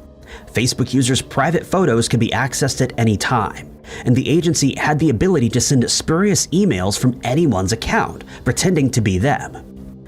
Some of the other details that were leaked thanks to Snowden included the fact that encryption systems were being undermined by the NSA and GCHQ, allowing them to collect data from systems that were supposed to protect their users via encryption technologies. This confirmed what many people around the world had suspected for many years, that certain governments would go to any lengths that they deemed necessary to keep tabs on their citizens, even if those actions violate the very laws that they themselves have put into place. Most of us have been in a situation where we purchase a piece of equipment or tech, only for it to catastrophically fail as soon as the warranty expires. For many years, people discussed this uncanny event, but most chalked it up as a coincidence and didn't think much more of it. It seemed almost impossible to think that a manufacturer could build their products in such a way that they would stop functioning on a specific date, ensuring that specific piece of tech could no longer be repaired under warranty, and that the user would then be forced to buy yet another one of their products. Not only would such technical know-how be beyond the understanding of most people, but it would be most unethical to fool consumers in such a way. And yet it's a very real practice that's still being used today, known as planned obsolescence. To give an example of this, consider the modern light bulb. While they usually last for a long time, they can certainly last much longer with the use of different materials, as is evidenced by the Centennial light, a light bulb that was first switched on in 1901 and is still burning today in Livermore, California, albeit at a low wattage. We're all familiar with the phrase, "they don't make them like they used to," which implies that products used to last a lot longer in the past, and that planned obsolescence is a relatively modern concept. But in reality, it's been around for a very long time. While the exact period when planned obsolescence was conceived isn't known, there have been a few suggestions. Some people feel that it was the result of the Great Depression, which saw consumerism drop to unimaginable lows. This would have seriously affected manufacturers' profit margins, since people were less inclined to replace a product, and instead made sure to look after it so that it would last as long as possible. It's also been speculated that it was conceived out of mass production factories that could only make money as long as they kept churning out their products. If they were too high quality, they would last longer, and consumers would go longer periods without replacing them. If a factory keeps producing products but is then unable to sell them, it's only a matter of time before it's no longer a viable business, and so it would be better to use inferior components that would eventually fail. One of the first instances of this came in the form of a group called the Phobos Cartel, which was made up of a group of light bulb manufacturers. In the 1920s, the cartel came to an agreement that they would use components that would fail after just 1,000 hours, and since every house needs multiple light bulbs, their profits started to soar. This obviously had a positive impact on the country's economy, and before long, manufacturers in other industries started following suit, as they started to realize that they could also make a substantially larger profit from their products. But it soon started taking other forms. Rather than ensuring that a product would fail at a certain point, manufacturers started creating items that could no longer be fixed or reused by their consumers. Examples of this include ink cartridges that could no longer be refilled at home, electronic devices such as cell phones that could not be opened so that the battery could be replaced, and components inside electronics that were welded together, making it virtually impossible for the average consumer to repair them. Certain fashion outlets, such as H&M, decided to start manufacturing clothing that was of an inferior quality, ensuring that they could only be worn a few times before they needed to be replaced. This was known as fast fashion. Some manufacturers claim that this is offset by the fact that these products are now cheaper than their longer-lasting counterparts, but this isn't always the case, as some companies fail to disclose the fact that their clothing isn't of acceptable quality. Another example of this is the fact that some vehicle manufacturers release a certain model of car and then quickly follow this up with a more expensive version. But upon closer inspection, it was revealed that most of the components from the original model are used in the later one, and that they cost virtually the same to produce. Arguably, another form of planned obsolescence is caused by the advancement of technology. A computer, video game, or operating system is often only supported for so long before that support is withdrawn. Consumers are then faced with the choice to keep using an out-of-date product or to relent and buy an updated, more expensive version that will hopefully last a little bit longer, though this is rarely the case. In one such case from 2018, Apple was forced to admit that thanks to software updates, the older models of their phones would start to run slower, and that this was done intentionally to force consumers into buying updated or more expensive iPhones. The company was forced to pay a fine of $27 million after their planned obsolescence was exposed by French prosecutors, but they maintained that the phones were slowing down because their batteries were diminishing. To their credit, the company then reduced the price of their replaceable batteries and stated that they would be addressing this issue in later models. But planned obsolescence isn't just present in technology. Textbook authors and publishers used to lose a lot of money each year, since students would simply sell their used textbooks at the end of their studies. usually to other students who would then pay a lot less than they would for a new copy. To curb this, they started making minor changes to the text and page numbers, ensuring that the previous year's textbook was made obsolete, forcing every student to purchase a new one. Planned obsolescence is a practice that's been going on for a long time, and unfortunately, there are no signs that it'll ever come to an end. As with the ocean, space is just as mysterious, but we know much more about the outer world than we do about the depths of our oceans. Both of these features are host to infinite possibilities, which is why there are so many strange conspiracy theories concerning both of them separately. The ocean has been subjected to ideas of gigantic sea monsters, an ocean hidden underneath the ocean, and underwater alien bases. There's just so much to explore to determine if any of these theories are right. Space is no different and has also been the center of some wild conspiracy theories featuring time travel, alien races, alternate realities, and a holographic universe. But what happens when the great nothing meets the abyssal unknown? Well, we get the space is the ocean conspiracy theory. The idea is that the blackness of outer space is really some sort of fluid, something akin to the behavior of the deep ocean waters. Stars are distant islands or submerged debris, and Earth is just a tiny speck of something floating aimlessly in the blackness, teeming with life just like other microscopic forms. According to theorists, we began journeying across the sea to discover new lands with big ships, and then we turned our eyes to the skies and made planes. And somehow, just as easily, we were able to build a heat-resistant, pressure-sustaining capsule that allowed us to exit our designated environment. To some, it seemed just too easy as drifting across the sea or hovering in the air. Think about it. They say, why else would we need those astronaut suits that supply oxygen and prevent the outside from coming in? Those astronaut suits that resemble the early deep-water diving suits merged with modern-day oxygen packs that allowed for water exploration. Theorists aren't suggesting that space is made of salty water, though, but they believe that it is a fluid of sorts. They propose that the fluid at least acts like the ocean's deepest waters. Credence has also been found in science, specifically hydrogen and oxygen. As we all know, water is made from these two particles, with hydrogen being the most abundant element in the known universe. It turns out that it's also this material that allows for the formation of stars. Oxygen in space is formed by helium and carbon nuclei, with the nuclear fusion process of stars during their different stages of life. While there's much less oxygen in space than hydrogen, it's argued that there must be enough of it to create various forms of water. Some theorists also refer to biblical scriptures that may hint at its validity. In Genesis 1:6, it states, "Let there be an expanse in the midst of the waters, and let it separate the waters from the waters." Theorists found this to be evidence that the waters of Earth may be trapped against the waters of space.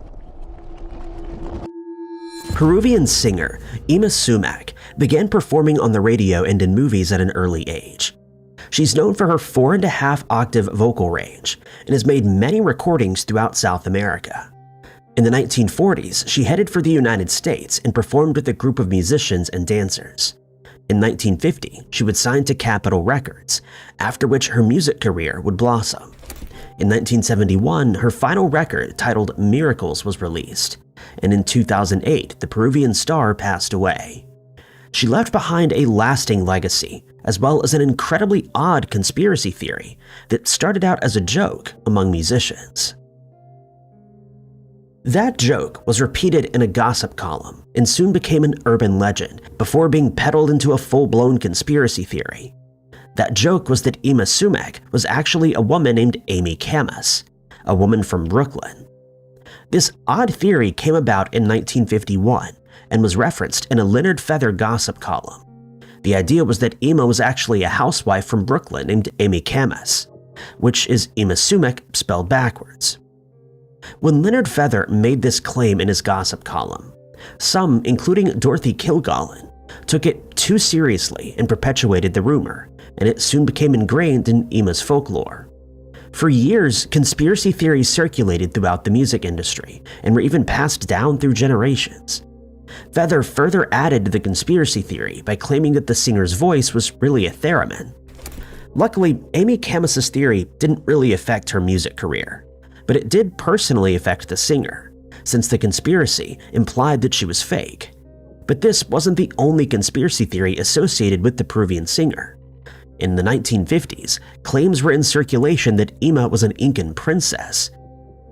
The government of Peru initially supported the claim that she descended from the last Incan emperor, but this theory was denied by her biographer, who said that the Incan royal origin just isn't true. Andrew W.K., born Andrew F. Wilkes Cryer, is an actor, writer, and musician from Los Angeles, California. He's known for films including Old School, Freaky Friday, and The Secret Life of Pets. The now 45-year-old boasts an expanding career as an American singer and a multi-instrumentalist too. Andrew is affiliated with Current 93, Ancient Art of Boar, and Wolf Eyes, among others. The artist combines rock, metal, and pop music, which mostly centers around partying. He burst onto the rock scene in the early 2000s with his unique sound. Although he was relatively unknown, his debut album allowed Andrew to rise to prominence with chart success. Despite having a long career list and his name being signed in movies and music, there exists a strange popular conspiracy regarding Andrew. Some believe that he doesn't exist and never has. The conspiracy theory claims that the entirety of Andrew W.K. is a massive hoax. It comes as no shock that he would become the subject of such a theory, given that the entire music industry is filled to the brim with shocking and bizarre beliefs. Theorists suggest that once you dig deeper into this musician, a mystery begins to unravel that asks the question, how did an unknown kid become an overnight sensation? The question is a central aspect of the conspiracy theory. Believers wonder how he could go from a garage band to producing rock-style tracks for a major record label. Not only was this aspect surprising, but it just seemed unbelievable and near impossible. It seemed that Andrew W.K.'s persona was more likely to be manufactured or fabricated to entertain the masses, according to this outlandish idea. While in search of evidence to support their startling claim, theorists discovered an interview in which the musician stated in 1999 that he signed up, quote, to do Andrew W.K., and that everything after that was a blur. This statement suggested that the rock star persona was all fabricated and that Andrew didn't really exist. Ever since this interview, the theory has come up countless times. Adding to the mystery, fans noticed some incredibly drastic changes in the celebrity over the years. It isn't out of the realm of possibility for a rock star to change his appearance with regard to aging or even plastic surgery, but in the case of this musician, the changes seemed far too drastic. His face had changed greatly at various times, leading to the assumption that multiple actors or musicians were playing the part of Andrew. The celebrity also fueled conspiracy theories through strange statements that he made over the years. In 2008, he told fans he wasn't the same guy as when he released his initial album. He said that he wasn't the same person anymore, and that he didn't intend that in a philosophical or conceptual way, but maintained that he just wasn't who he was. He even asked his fans if he looked like he was that person. The conspiracy then brings in the question, if Andrew W.K. is an invention, then who's writing and performing the music? There are various theorized answers to this, with one of them being that the man behind the mask is really just the frontman of the Foo Fighters, Dave Grohl. This idea was set in motion by theorists who explained that Grohl had written various songs that allegedly didn't fit in with the sound of Foo Fighters, so a different entity was invented for the musician to get his songs out into the world. An alternate explanation proposes that Steve Mike is the man behind the Andrew persona. This is backed by a 2004 incident in which Andrew's website was hacked. The hacker claimed to be a man named Mike and revealed that he was the writer of the music. In response to this, Andrew claimed that he used to call himself Steve Mike and refused to answer questions about that persona. The ocean is the most enigmatic feature of our universe. What truly lies in its depths remains unknown. Mystery lurks not only in the deepest waters, but also at the surface. Thousands and thousands of years ago, we made our first ventures into the great unknown to find food and engage in trades. Even though our exploration of the ocean began thousands of years ago, only 5% of it has been explored. To put this into perspective, we know more about the moon than we know about our ocean floor, despite our first missions into the Great Nothing only taking place 68 years ago in 1957. In July of 1958, NASA was established, and it allegedly began exploring the ocean using remotely operated vehicles. At first, the ocean appeared to be a great blue nothing, but through these explorations we discovered vibrant ecosystems, some of the most diverse life on Earth that centered around hydrothermal vents and coral reefs. Marine life was in abundance, teeming with unique specimens from translucent snailfish to bioluminescent creatures of the deep. But according to this conspiracy theory, the organization abruptly stopped their adventures into the ocean and began looking for ways to get off of the planet. Theorists claim that NASA stopped their sea ventures in 1978. That year, space explorers launched 4 varieties of spacecraft, including the IUE-1, Landsat-3, TIROS-N, and NATO-3C. Due to this supposedly sudden switch in exploration, theorists believe that NASA had come across something in the ocean, something they were so afraid of that they immediately began trying to get humans off of the Earth by looking for a new habitable planet. According to the theory, this is why the leading space organizations are still looking at colonizing Mars, and why they're looking for water and signs of life out in the blackness. One supposed former NASA scientific researcher claimed that he and a small team of the Oceanographic Division were fired by NASA, who then hired a new team and then switched to space exploration. Fueling the conspiracy theory that the organization found something terrifying lurking in the depths was this researcher's allegations of an intelligent class of giant cephalopods. He claimed that they're strong and carnivorous. This was brought to their attention with the Montserrat oil rig diving incident. The base of the oil rig became damaged, and the dive team was sent down to analyze the extent of the damage and work out repairs. The supposed damage was of unknown origins, but appeared to have been caused by something large. When the dive teams ventured into the abyss, they figured out exactly what that thing was. The alleged researcher also referred to the USS Cyclops, the missing vessel. He claimed that the routine shipwreck investigation became more of a massive cover-up. It was alleged that the team of squid entities, which are able to use human tools, engaged with the investigative vessel, damaging it beyond repair and dragging down any survivors. They seemingly left no trace of their encounter. Anatoly Fomenko was born in 1945 and became a leading mathematician and professor. He was a member of the Russian Academy of Sciences and Natural Sciences, a member of the International Higher Education Academy of Sciences, a doctor of physics and mathematics, and the head of the Moscow State University Department of Mathematics and Mechanics. It was also Fomenko who solved the classical plateaus problem and authored various books, including History, Fiction or Science, Mathematical Impressions, and Astronomy versus History. Another book that Fomenko would ultimately become famous for was The Issue with Chronology. Aside from being a great mathematician and professor, he was also a conspiracy theorist, the very bane of the academic. It was he who conjured up one of the craziest conspiracy theories of all time relating to history and the world as we know it. Fomenko posited the new chronology theory, which has been recognized as the world's craziest conspiracy theory. One of the central beliefs in this idea is that nothing that took place before AD 800 was real. This suggestion challenges and threatens the chronology of the events of history that have been taught in schools and universities. Fomenko began writing about this theory early on, but only began to really expand on it in the early 80s. His pseudo-historical outlook posits that the events of history that are attributed to the Roman Empire, ancient Egypt, and Greece actually took place during the Middle Ages. This means that everything happened more than 1,000 years later than what traditional chronology proposes.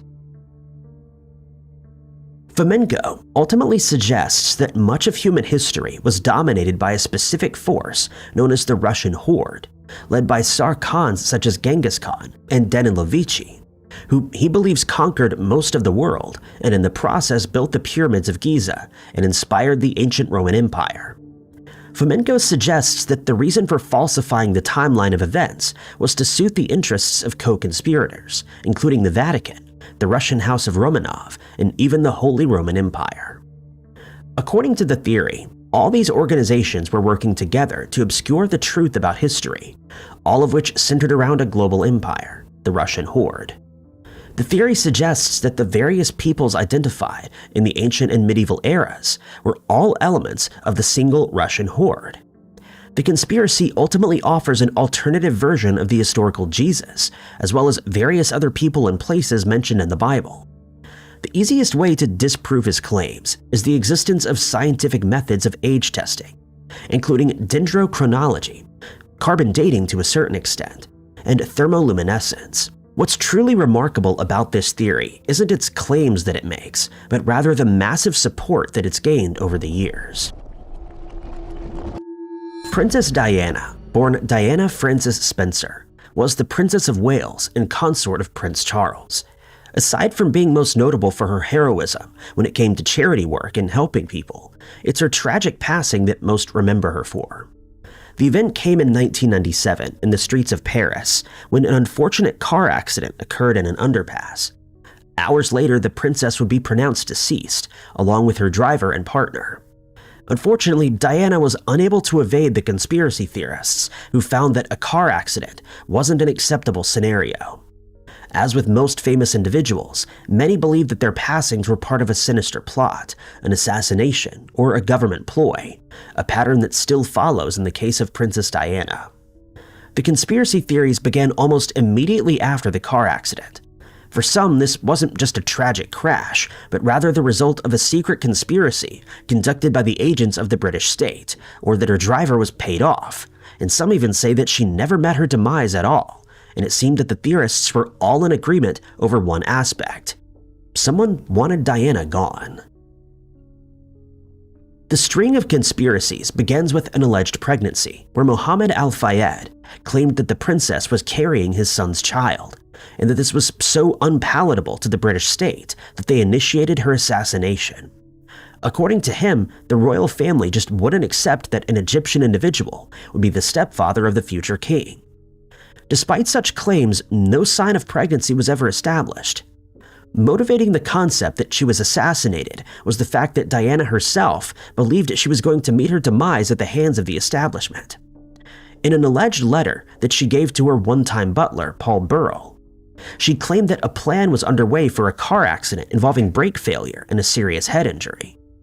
Theorists also began to point the finger at photographers and paparazzi, claiming they had intentionally caused the accident. But this theory takes on three eerily specific forms. The first claims that a group of photographers had chased and pushed the Mercedes, forcing it to crash before speeding off. Another alleges that the paparazzi had encouraged the environment in which the tragedy would take place. And the third examined the idea that the fans had mistakenly created a situation that the assassins exploited in an effort to take the lives of those inside the vehicle. Most outlandish of all was that the driver, Henry Paul, had been the one who had intentionally caused the accident. According to conspiracy theorists, the driver was paid by either the security services of France, the security services of the United Kingdom, or both. Theorists suggest that the rumor of Paul being intoxicated at the time was false and was used merely as a cover-up. Further adding to the crazy conspiracies is the idea that Diana's doctors didn't do enough to keep her alive. They alleged that they prevented proper treatment and supposedly stopped her from recovering. These conspiracy theories were so widespread and so convincing that the Met Police were forced to launch an inquiry into these conspiracies to establish if any of them were true. The operation lasted for years and cost millions of pounds, only finding no concrete foundation for any of the theories. One of the most well-known and most tragic of all maritime accidents was that of the RMS Titanic. The Titanic, a British ship in the White Star Line, was owned by a company that had J.P. Morgan as a major stockholder. In 1912, the vessel set sail for Southampton, carrying 2,240 passengers and crew aboard. 5 days into its trip, though, the Titanic tragically hit an iceberg and it quickly broke apart, sinking to the bottom of the ocean and taking more than 1,500 lives along with it. While some portions of the major hull were salvaged, most of the ship remains in its final resting place, which is 12,000 feet below sea level. There are many conspiracy theories that surround the story of the Titanic and the ship itself. The most outlandish of sorts range from deliberately sinking, a mummy's curse, and even one that claims it never sank in the first place. It was this very conspiracy theory that was popularized in Robin Gardner's book, Titanic, the Ship That Never Sank. The theory essentially centers around an insurance fraud scheme, although it has many holes that ultimately capsize the conspiracy. The Titanic never sank theory suggests that the vessel was actually switched with a sister ship, also a White Star Line, called RMS Olympic. It's claimed that the Olympic had become severely damaged during its trip from Southampton to New York back in September of 1911. The damaged vessel was forced to return to Harland and Wolf's shipping yard for repairs, and it soon sailed back to New York. In March of 1912, the Olympic returned to Belfast to undergo more repairs. This had taken place just a few weeks before the Titanic was due to set sail. According to the theory, those in charge of the ship believed that it was far too damaged to be profitable, and so they secretly swapped the 50,000-ton ship without anyone noticing.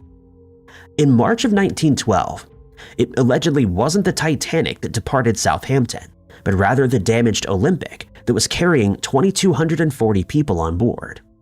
It sunk, taking the lives of many and allowing the owners to reap the insurance money. It was a far-fetched theory, but theorists such as Gardner believe that this was truly what happened. He cites various coincidences and events as possible evidence, including that the Olympic damage sustained in a collision mirrored that of the Titanic's sinking. In recent years, the conspiracy gained traction on TikTok through a video that garnered 11 million views in a short span of time. That video would later be removed through a rare intervention after being reported by the US media. The removal only fueled the beliefs of conspiracy theorists, who suggest that the sudden takedown of the video was suspicious and riddled with a cover-up concept.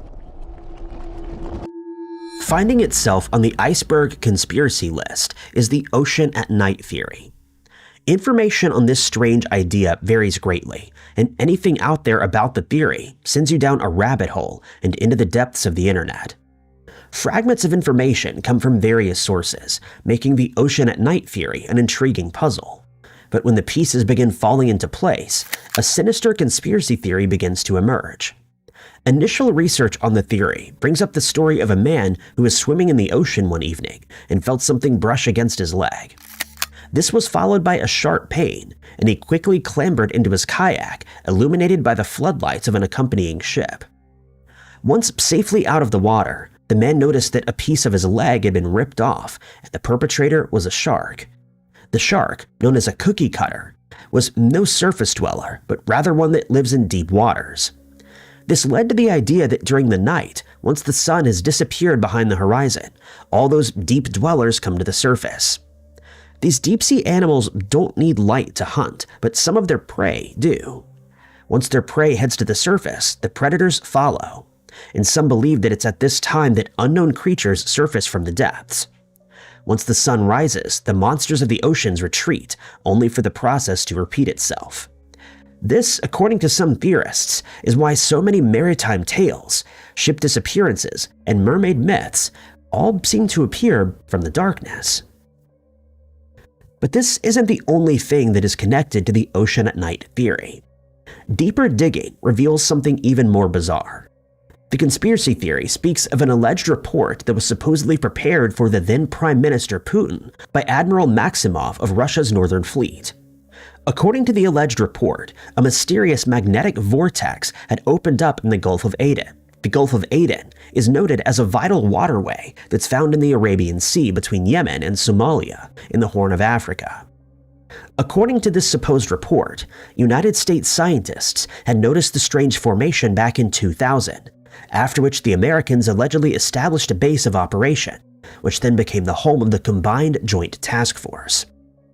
According to the allegations, the vortex, which some believe was a stargate, remained stable until it started to expand in 2008. Using the alleged cover of having to protect the Gulf from Somalia pirates, naval forces began congregating in the area, with Maximov allegedly claiming that the joint navies were preparing to defeat what may be an attack on planet Earth by extraterrestrials.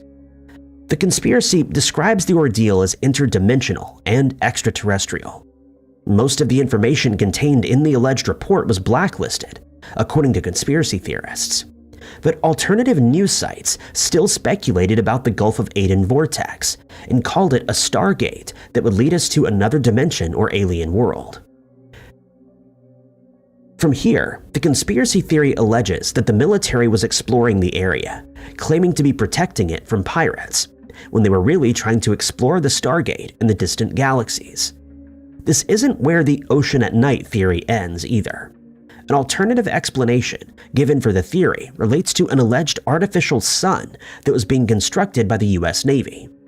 This explanation still incorporated the government and the Gulf of Aden, claiming that this was the area in which the Navy was constructing the alleged artificial sun that would pave the way for sustainable and renewable energy.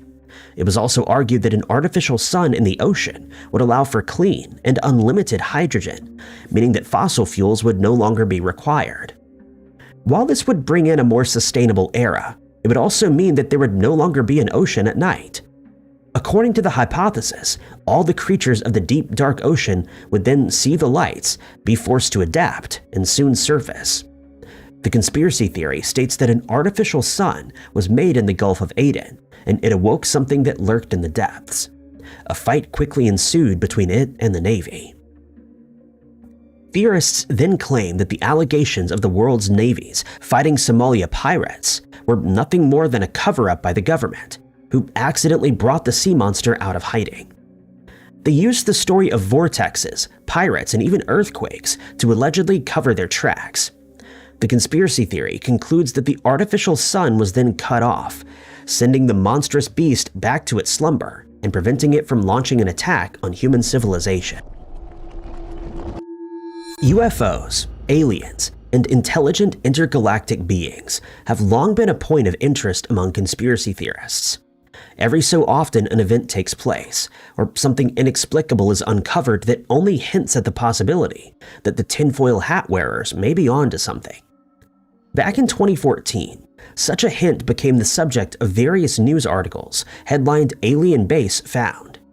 The news headlines were an exaggeration of an anomaly spotted by observant individuals on Google Earth. Just 6 miles off the coast of Point Dume in Malibu, California, it appeared that an unusual structure that sits on the seafloor was blurred out. It appeared to be a rendering glitch, but theorists believe that it was something far more incredible, a sign of alien life. The alleged object was oval-shaped with a flat top with what appeared to be pillars or columns running down vertically, as if supporting a roof. It was suggested that the vertical lines were revealing the entrance of an inner place, possibly inhabited by a never-before-seen being. Theorists weren't quick to hop on the alien train and instead began referring to it simply as an anomaly, pending further information, although many maintained that it must have been of extraterrestrial origin or even a stargate. The object found itself nestled 2,000 feet below the water's surface and measured approximately 3 miles wide. UFO enthusiasts began investigating the phenomenon and called the object a USO, or Unidentified Submerged Object. One such enthusiast was Jimmy Church, the host of Fade to Black on the Dark Matter radio network. Someone named Maxwell had made contact with Jimmy and told him of the underwater anomaly. The theorists quickly got to work and captured as many angled images as possible. His first impression was that the object looked artificial and was not of any natural origin. Through more investigations of the Google Earth image, Jimmy decided that the object appeared to be an alien base, or that it was an entrance to something very special. It was also that year that some strange new radio signals were being emitted from the area, only fueling the conspiracy theory that this object was of alien origin. According to a ham radio enthusiast, these radio signals were captured on his audio and he believed they were emitting from the ship. It's also been suggested that the alien ship was already known to the Chumash people thousands of years prior. The amateur radio operator, 93-year-old Emmett, stated that he would come across the signals on a daily basis. He was able to track the source of the sounds near his property, located in Florida. He found that the emissions hailed from some sort of strange underwater structure that had gone uninvestigated. Strangely, the mystery of this anomaly seemed to go quiet for a few years with no revelations, but sometime later it again made headlines and articles that named it an underwater structure the conspiracy theorists believe was a stargate that allowed travel between Earth and alien planets. Author Robert M. Stanley was one such theorist who suggested the wormhole theory, claiming that it was used by extraterrestrials to visit our planet. He also suggested that this underwater anomaly is being constantly visited by submarines that are piloted by the United States government. At some point, everything changed. It wasn't the expected altering of life, as it's subjected to time, improvements, developments, newfound information, or other such advancements. It was a great shift. A shift that just couldn't be ignored, and one that remains prevalent to this day. Cosmic disturbances, a cultural alteration, the splitting of the universe, or something more sinister remains only some of the most notable theories. With much evidence of a potential glitch in the Matrix, many conspiracy theorists latched onto the concept of the 1988 anomaly theory, which grabbed the unwavering attention of the masses. It appeared that almost everyone had the feeling that things weren't as they used to be. There were changes. Cereals no longer had the same name. The cornucopia disappeared, along with the Monopoly Man's monocle. Aside from these seemingly false memories, the blue hue that everyone remembers became gray, and it all smelled different too. Theorists managed to track down the year of the Great Shift to 1988. Believers of the idea began to search for plausible explanations and turned to the world of science.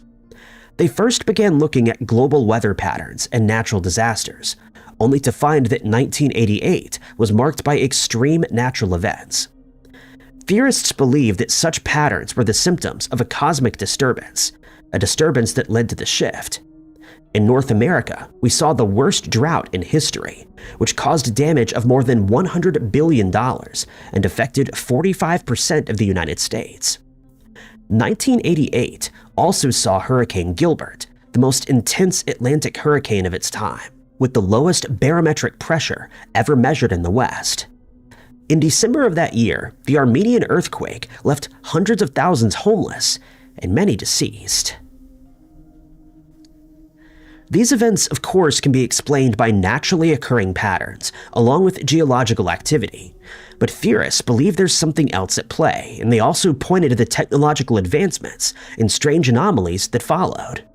That year, society reached many technological milestones that some believe may have acted as a reset point. It was that year that the Morris worm infected thousands of computers, highlighting potential vulnerabilities in the internet. The Hubble Space Telescope's mirror was complete, but its launch would only take place in 1990. Some wonder what they may have observed during the initial test. Another event that occurred that year was the superconductor boom, which reached its peak, achieving superconductivity at high temperatures, higher than before. This ultimately led to theories regarding breakthroughs in energy and transportation and their possible connections. The idea of the 1988 anomaly theory finds credence in phenomena such as the Mandela effect. While not directly tied to 1988, the concept of shared false memories in large groups of people serves as evidence that something strange happened that year. All these aspects lend itself to a sinister idea that in the year 1988, humanity suffered an unrecorded extinction, and the society we see today is built upon the echoes of that lost world.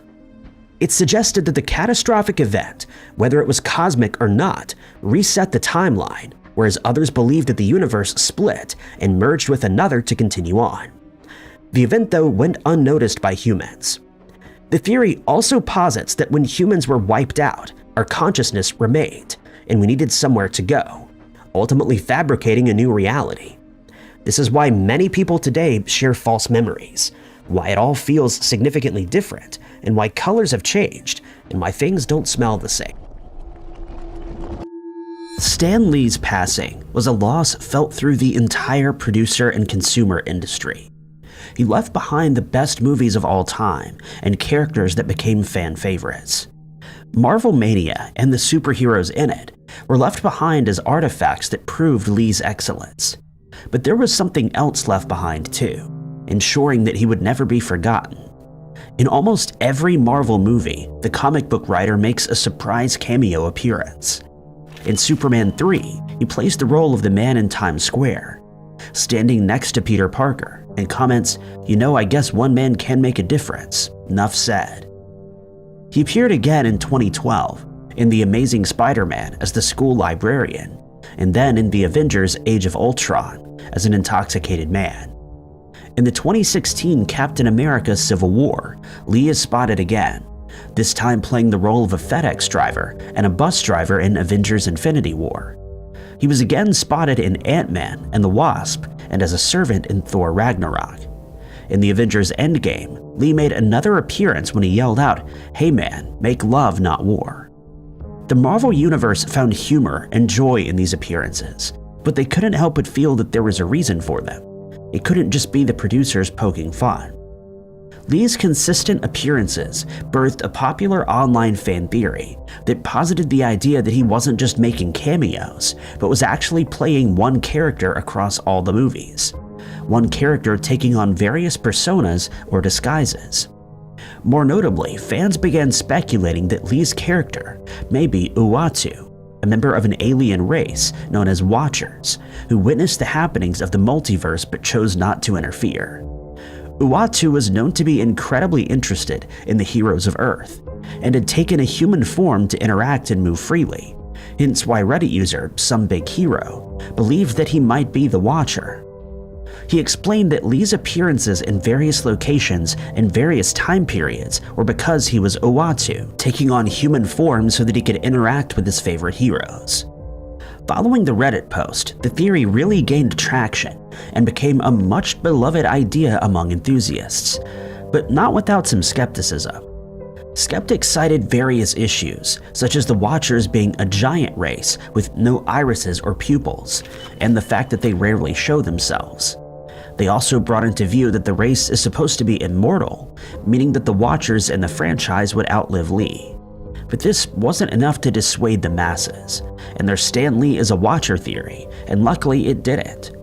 In 2017, Guardians of the Galaxy Volume 2 was released, and there the comic writer was once more. As the Guardians go spiraling through a vortex in space, we see a moment where Lee is sitting in a bright yellow spacesuit, speaking with a giant, large-headed alien. They were the Watchers. Lee can be heard saying that time I was a Federal Express man, referring back to his cameo in Captain America Civil War. This appearance ultimately confirmed the circulating theory, at least in part. While Lee wasn't Uatu or a Watcher, all his cameos were in fact playing the same character, an undercover spy who was reporting back to the alien race. This Is Us was a tear-jerking 6-season series that kicked off in 2016. Described as an emotional drama, this series follows the life of the Pearson family and their generational story. Various revelations emerge from the past of the parents, Jack and Rebecca, while their triplets, Kate, Randall, and Kevin, discover a deeper meaning to their everyday lives. The show is no doubt filled with scenarios that are bound to bring out a box of tissues, but with some aspects of the series not being immediately revealed, fans are left wondering, pondering, and theorizing about what would happen next. Many of the fan theories about this show center around a particular character, Jack Pearson.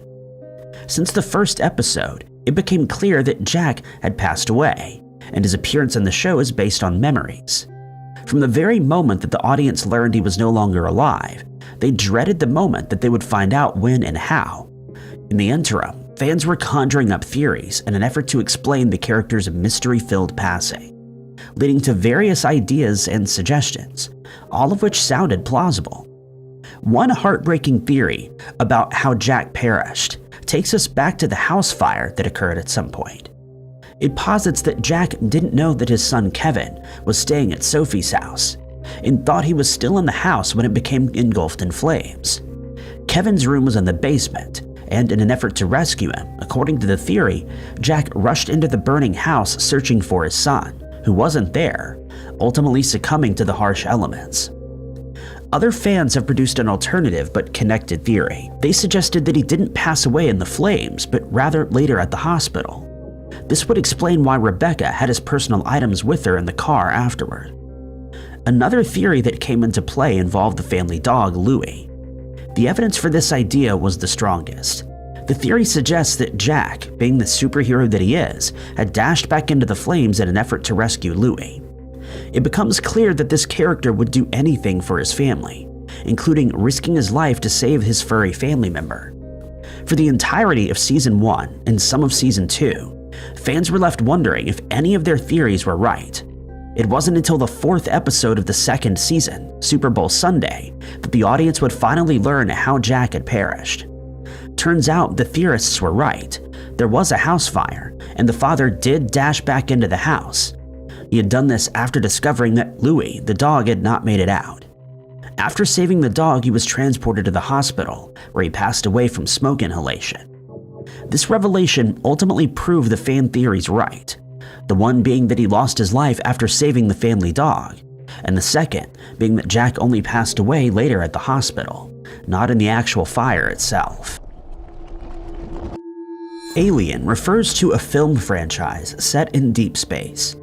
In each of these movies, the audience is met with the predatory, grotesque alien creature called Xenomorph that attacks and terminates the main crew members, sometimes only leaving one alive.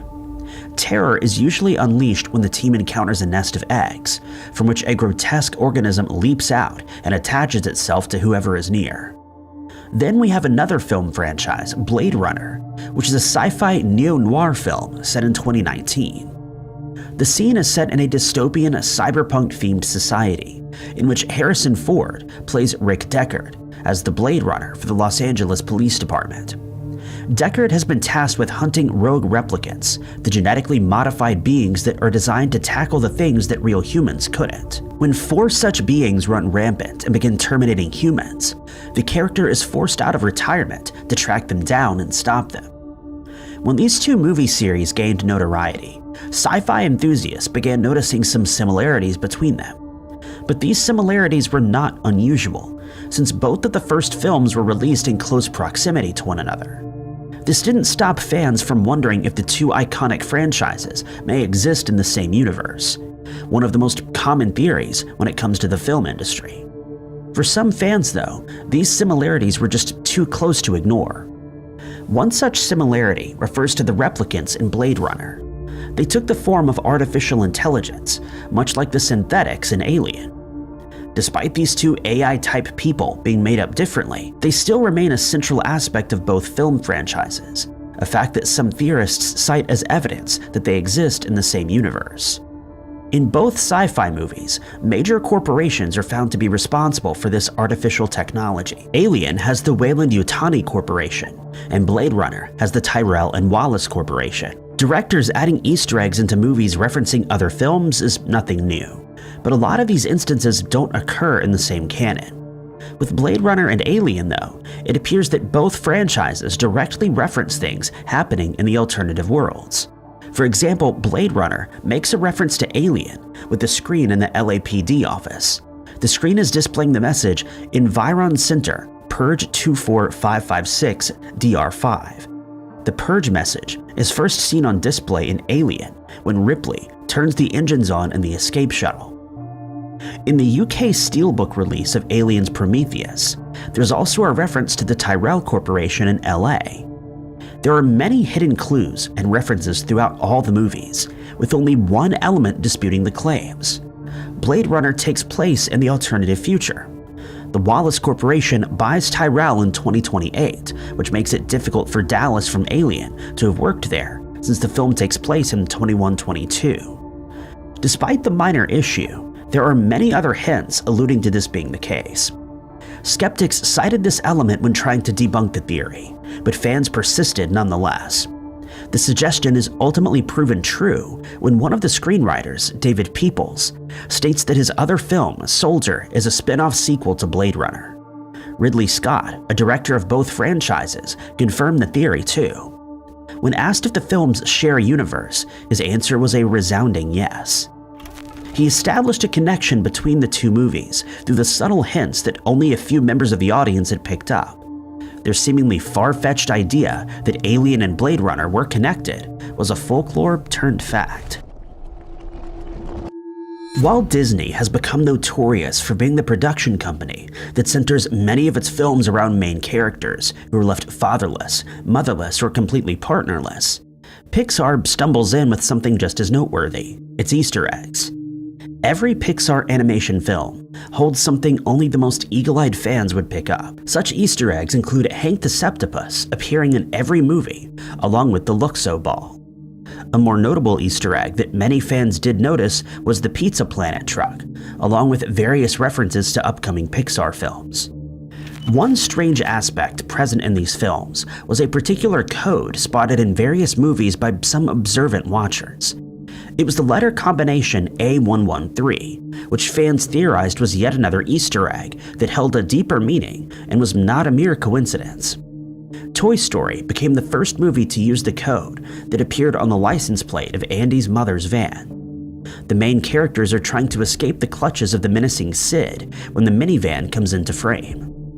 A113 appears again in A Bug's Life in Bug City, then on the underwater camera in Finding Nemo.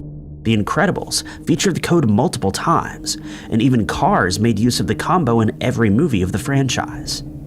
As the idea of the code being an Easter egg made its way into online discussions, many social media users began intentionally searching for any sign of it, and they were shocked to find it in various other movies.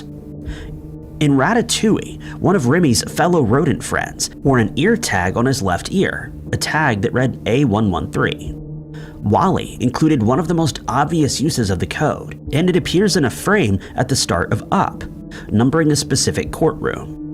It wasn't until the movie Brave came out that the theory really gained traction. In the wood above Merida's head in the witch's cottage, the code appears again.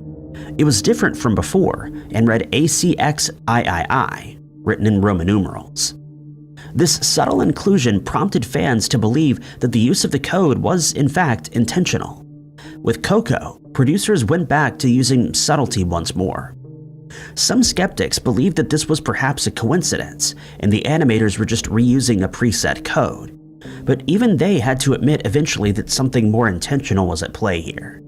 The theory of A113, though, wouldn't be completely confirmed until John Lasseter, the chief creator at Pixar and Walt Disney Animation Studios, made a comment.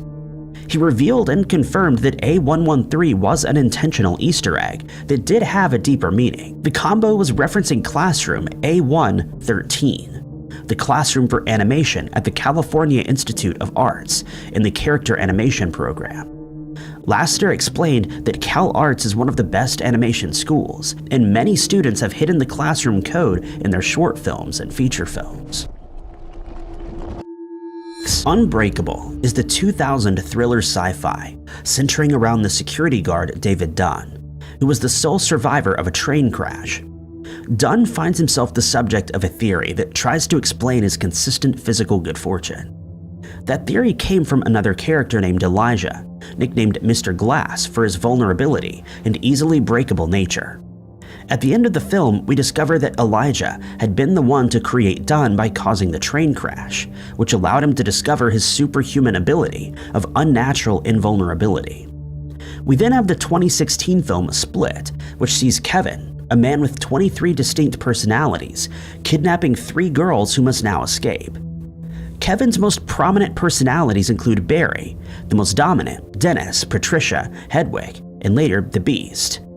All of these personalities come out during the film and interact with the other characters. Casey, one of the kidnapped girls, was able to befriend one of the personalities, which later led to her rescue. The release of Split saw the return of writer-director M. Night Shyamalan, who also directed Unbreakable. Upon the arrival of Split, movie lovers immediately began speculating what the return could mean.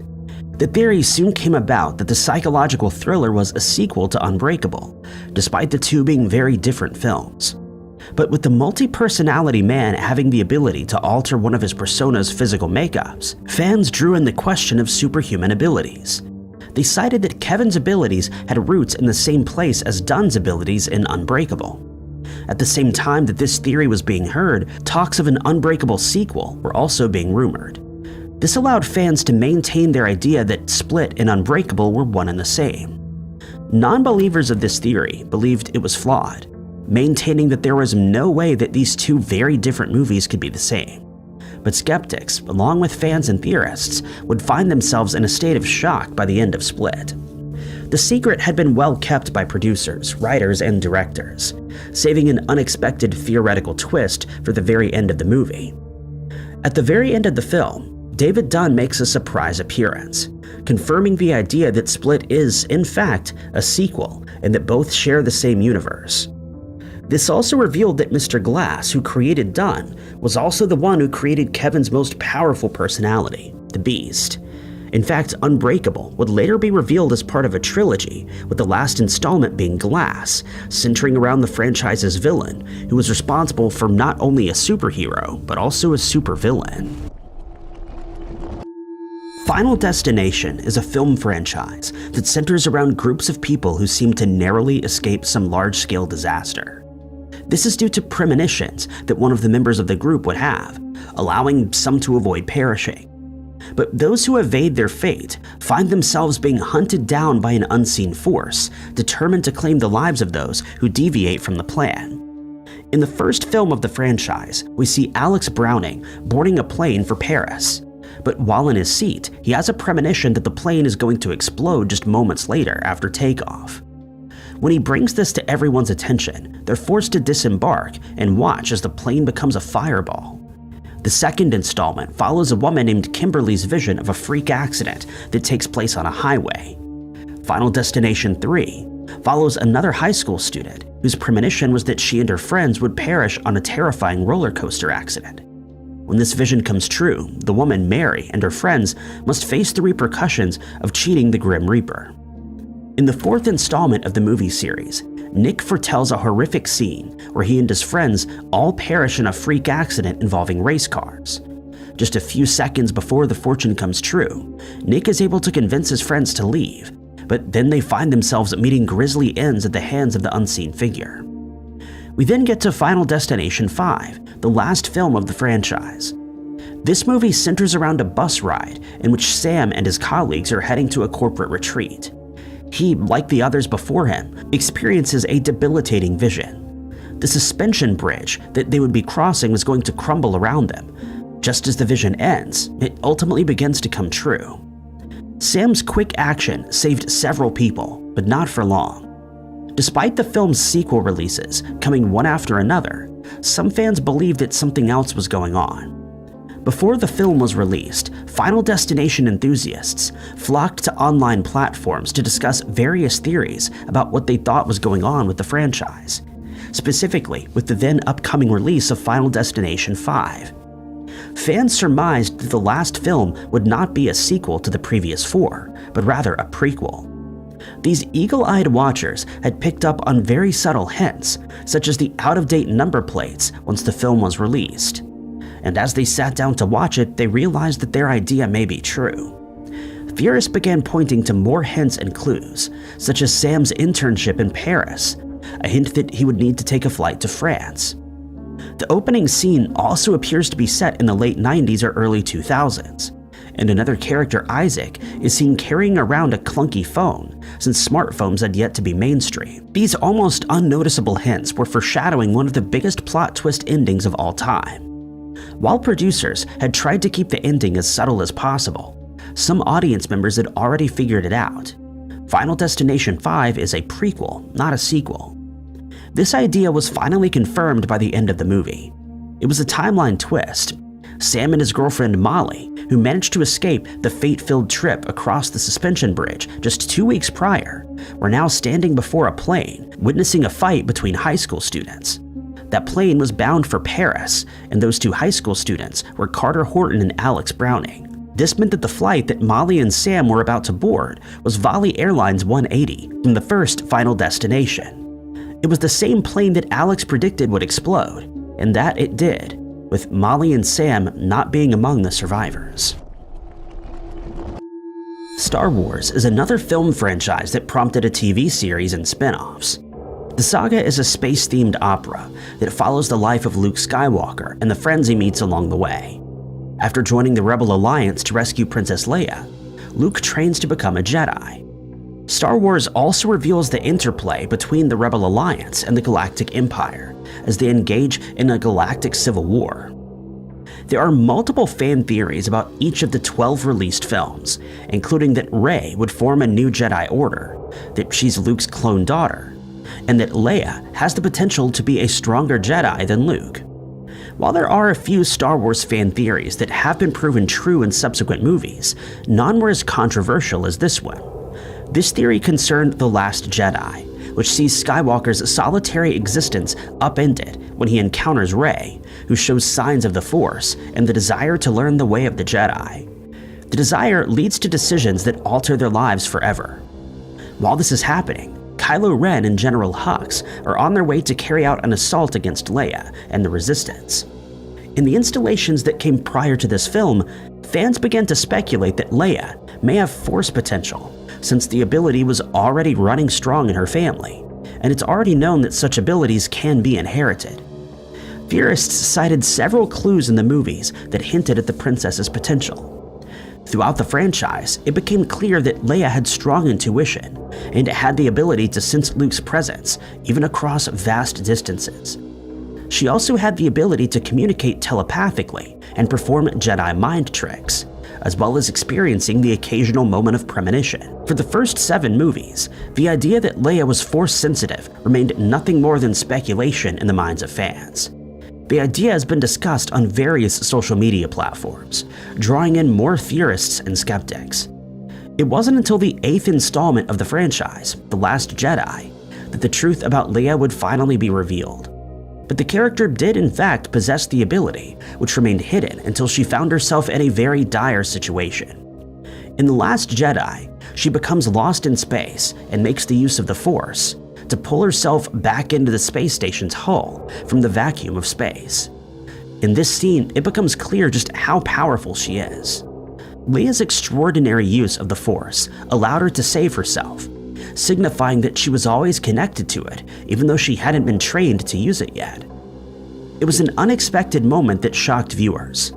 Even though there'd been subtle hints of her abilities in the past films, this scene was the first time that Leia had actively used her ability in full force, on screen, in a very powerful way.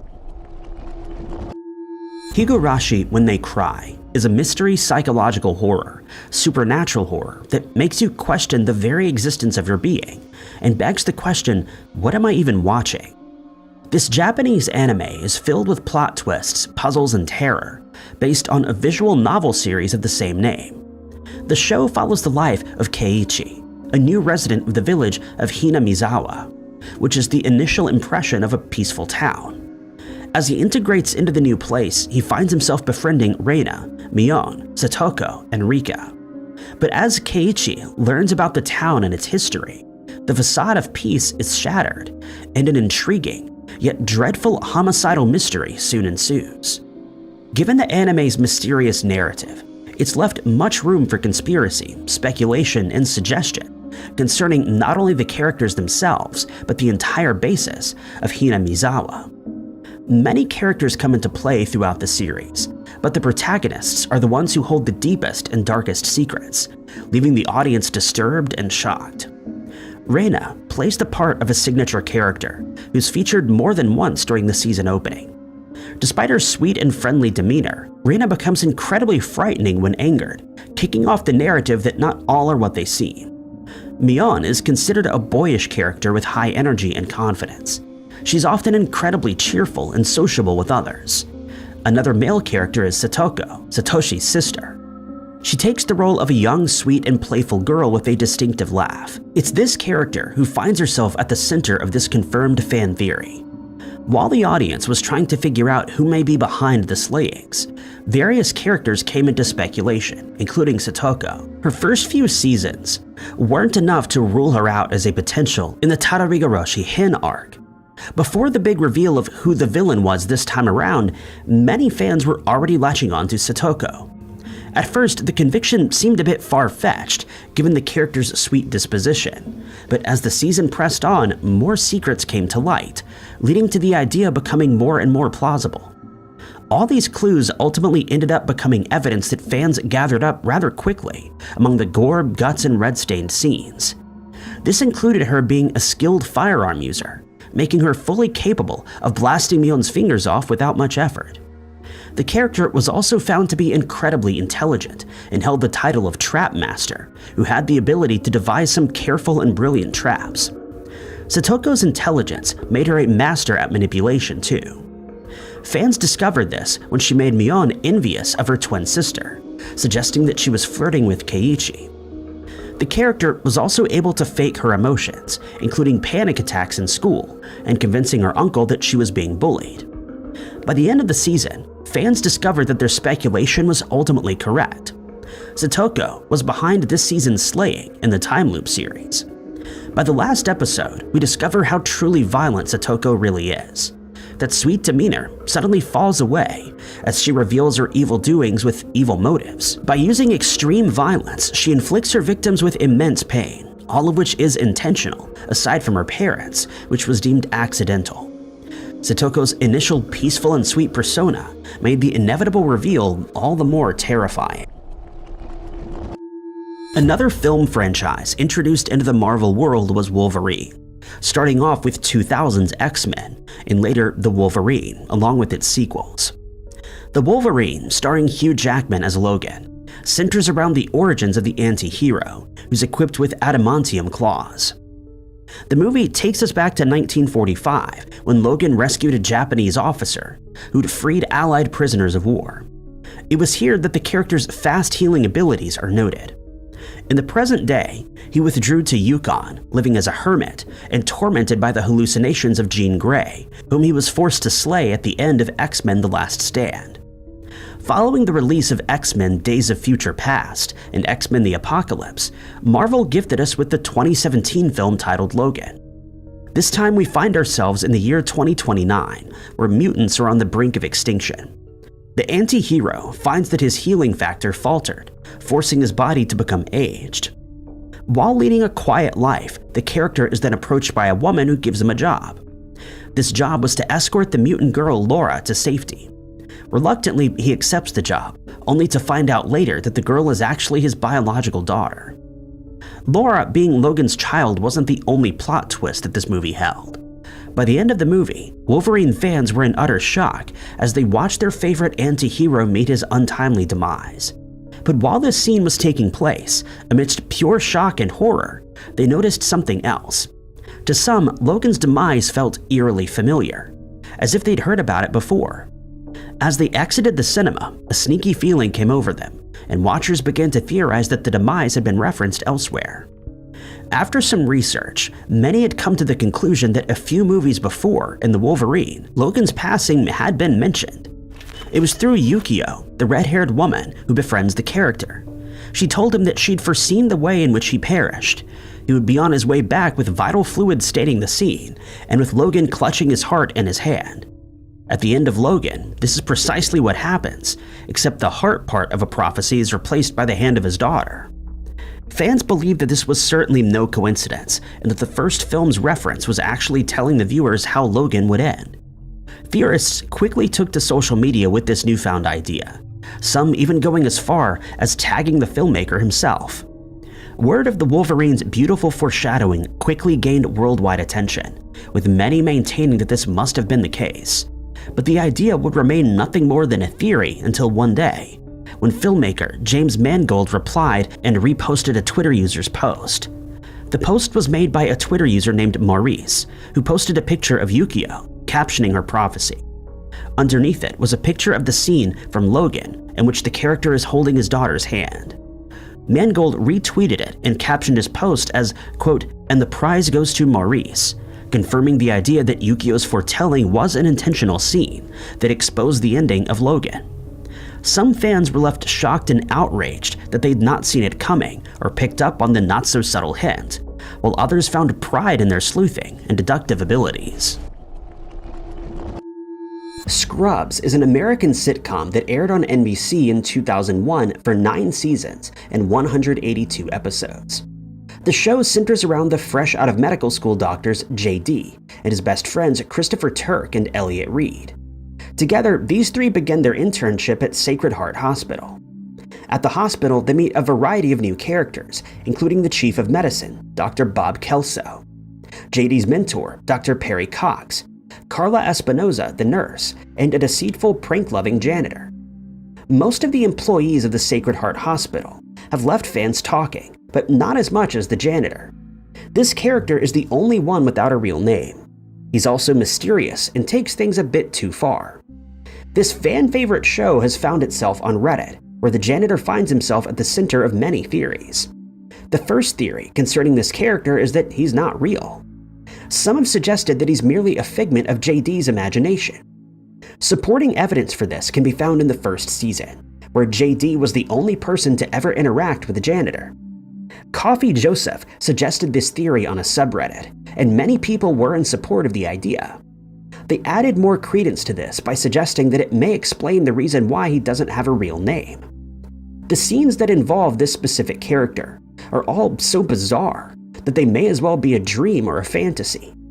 Another popular fan theory is that the janitor is really part of a secret experiment. This idea found itself onto the Reddit forum as well, where fans suggested that he was a trained psychologist who was merely analyzing the doctors for pure research purposes. Fans point out the unusual level of control that Janitor has over his surroundings, as well as his ability to manipulate people. There are various scenes that can also be used as supporting evidence, where the character is shown to be psychoanalyzing some of the employees. An agreed-upon aspect of the theory is that the hospital's janitor is actually so overqualified that he becomes bored with his job, resulting in his various out-there antics. Janitor, though, isn't the only character who found himself at the center of some wild ideas. There's another strange idea that JD, Dr. Cox, and Dr. Kelso are all the same characters in different phases of their careers. Despite the fact that these characters are being played by different actors, Redditors were quick to jump on this theory. MNM0412 took to the fan theories subreddit with this idea. He explained that JD was a doctor who was just starting out. He's in the wide-eyed, naive, and optimistic phase, where he desperately wants to help people and is blind to the uglier side of healthcare. Dr. Cox is also JD, except he's at the point of being at the hospital for quite some time. He's worn down, jaded, and cynical, but he still wants to do what's right and fight for his patients. Dr. Kelso is an end-stage phase, where the same doctor is nearing the end of his career, having to deal with the things that now haunt him.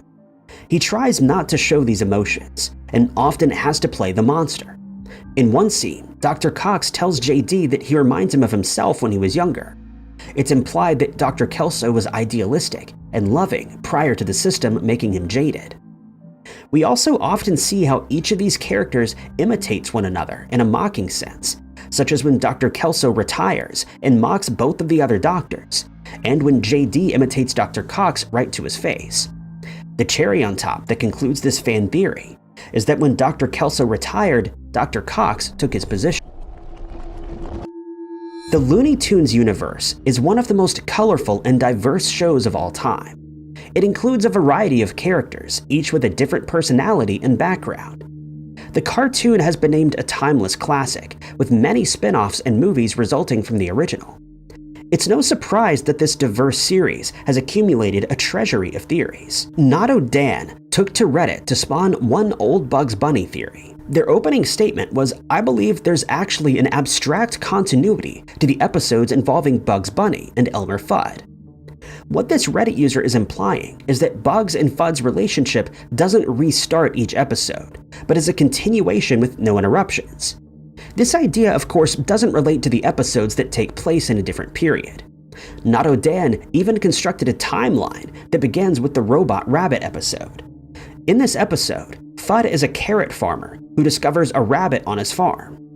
After the robot pest controller ends up as scrap, Bugs walks off into the sunset, leaving behind an angered farmer whose life is now ruined. In a different episode, Fudd has a wife who hadn't been seen in previous episodes. The Redditor explains that Bugs' carrot-eating and robot-wrecking antics financially destroyed Fudd, which resulted in him losing his farm and his wife encouraging him to take up hunting instead. There are countless episodes in which this character is portrayed as a hunter, including Rabbit Fire, which starts out with Fudd saying, "Be very, very quiet, I'm hunting rabbits."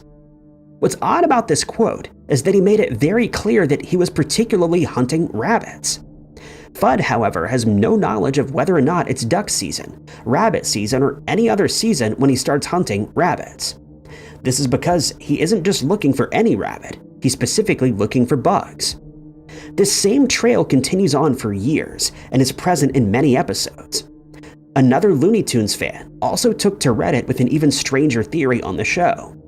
He believes that each episode includes a new set of characters from multiple universes. This suggests that the audience is really watching a separate and distinctive multiverse in every single Looney Tunes episode. This idea depicts the cartoon as experiencing something similar to the multiple universes that we see in Rick and Morty. One Punch Man is a manga, a Japanese webcomic, and an anime series. The main protagonist in the series is Saitama, the most powerful being to exist in the series. In the anime, he's faced with a self-imposed existential crisis, which is that he's too powerful to gain any excitement from battle. We also meet Genos, the deuteragonist, a 19-year-old cyborg who acts as Saitama's disciple. Described as one of the worst anime theories ever, is the whole series is nothing more than a dream. This idea has found its way into various television show theories. This mildly saddening theory that's been circulating on the internet suggests that Saitama is an unemployed or homeless man who wishes to be a hero. Everything that happens is merely the main character's fantasy of being an extremely powerful hero. One supporting piece of evidence for this idea is that everyone in the protagonist's life is constantly underestimating him, which may be hinting at the idea of how he's being treated in real life. A similar theory is that Saitama became so powerful by the crab monster at the start of the series that he slipped into a coma after defeating it, and after being struck incredibly hard, he was struck so hard that he went flying into a garage, the kind of blow that no human can just walk away from. This suggests that all the events happening in the series are playing out in Saitama's mind during a hospital visit, where he lies in a coma due to the injuries he may have sustained. Despite this theory gaining a whole lot of hate and being the center of many debates, some believe that there is supporting evidence for this that may make the theory a lot more plausible. One fan and theorist brought this idea up to his OmniGeek YouTube channel. Here, he explains that when we're children, we have fantasies of becoming superheroes or other incredible beings. But when we grow up and have to set those things aside, it doesn't necessarily mean that they've disappeared. If the character is in a coma, this childlike mindset may be brought forth. Dreams are a place where logic doesn't exist.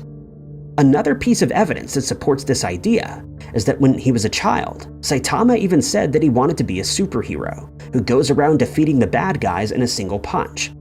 Strangely, this is exactly what he became. But looking at it from the theory's point of view, this character's childhood desires manifest themselves in the only place they can, the imagination, as he lies in his hospital bed in a coma, allowing freedom to his repressed subconscious. In this universe, though, it's entirely possible for the average human to become a superhero. But as OmniGeek indicates, the fact that he becomes a hero isn't the problem. The problem is that he became a hero in the exact way that he wanted to, but he was able to defeat villains in one punch with absolutely no effort. 1899 is a Netflix original series that is a mystery all on its own. It centers around a migrant steamship that's heading west as it departs from London and heads towards New York. The passengers are a diverse group of multinational origins, united through their homes and dreams for their future abroad. While embarking on their voyage, though, they encounter a migrant ship adrift, and their whole venture takes a twisted turn. What they find on board leads off of the road to the promised land to a terrifying nightmare. Like many other incredible mystery shows that came before it, 1899 left viewers with many more questions than answers, prompting them to fill in the holes. One fan theory revolves around a central character, Mara. This, of course, involves some spoilers to the show, so beware. During the series, we learned that the whole thing is really a simulation. In the final Season 1 scene, Mara awakens to find herself on a spaceship with her companions from the two ships still connected by tubes. It appears that at that moment, she's escaped the simulation. But what if she didn't? Some fans believe that this awakening is merely another layer to the whole simulation. We were already fooled earlier on in the season by Henry Singleton's reality, thinking that he was a puppet master, which was actually just another layer to the false reality.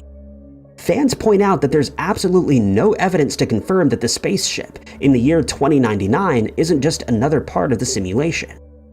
It's also pointed out that just because the main character, whose memory is constantly questioned, shows up in a different setting, doesn't necessarily certify that this is the truest version of reality. When she does wake up, Mara finds a note that was specifically placed there for her long before she even awoke. That note also held the exact same phrase that was written in the ship's books. Fans just aren't convinced that this spaceship was even real at all. There's also the idea that the passengers aboard the ship are all prisoners. The first few episodes of the series dove into each of the characters who were aboard the Kerberos, eventually narrowing down on Mara and her family. This makes one wonder why the rest of the characters even mattered. This has prompted some to surmise that each of these characters is stuck together as prisoners, who are either all connected to one common incident, or they're fugitives from around the world, sent to endure the prison sentence aboard the ship, in a seemingly never-ending nightmare. Alternatively, all of the characters on the Kerberos are not real, and are actually artificial intelligence. This idea seems to connect to another theory, which suggests that the simulation is a test of morality. The artificial intelligence, according to the theory, was engineered by Mara. She places them in an elaborate situation to see how long they would respond. Evidence? Well, at the start of each episode, Mara's voice can be heard saying, "Wake up." This indicates that she may be the centerpiece of the entire reality. Pokémon is one of the most well-known animated series. It follows the antics of the main protagonist, Ash Ketchum, and his friends. It premiered on TV in Tokyo, Japan, and was later dubbed into English in North America. The first fan theory relating to this series concerns the lovable purple blob, Ditto. Fans posit that this Pokémon is a failed clone. It's been suggested that scientists tried to make a clone of the small pink and mythical Pokémon, Mew. Some believe that Mew was the result of a cloning attempt prior to the creation of the infamous Mewtwo. There's also a bit of evidence to support this idea. The two creatures are similar in color, and both have the same shiny form, which is light blue. Both of them also weigh 8.8 pounds. Ditto takes the form of an amorphous blob that looks like a failed experiment that was unable to take the form of Mew, and so it stays as its blobby self. Another piece of supporting evidence is that both of these characters are the only two types of Pokémon that learn the move Transform. Other theories regarding the series center around Ash, more specifically his parentage. Delia Ketchum, Ash's mother, is a very mysterious figure in the anime.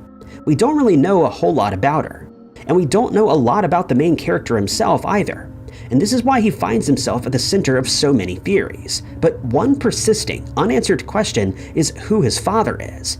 According to Pokemon lore, Delia reveals that Ash's father married her and then left to be a Pokemon trainer. In Pokemon Live, we come to learn that Giovanni, the gym leader, and the boss of an organized crime group were once romantically involved with Delia. Delia was also apparently part of the budding criminal organization. She explains that she left Giovanni after meeting Ash's father, but many fans think that this sounds a little bit fishy. But they didn't stop there. The next candidate for Ash's father is quite shocking: Pikachu. Throughout the series, we never see or learn who the real father is. We often hear that he's a great Pokemon trainer, which also supports the idea that it could be Giovanni, but that's all the information we have on him. This fan theory suggests that the father was part of an experiment. The experiment is one that would transfer the human mind into the body of a Pokemon, a procedure that would be irreversible. Fans and theorists conclude this idea by pointing out a supporting factor, which is that Professor Oak gave Pikachu to Ash because he knew that it was his father, but didn't want to tell him that. South Park is an American adult animated comedy television series.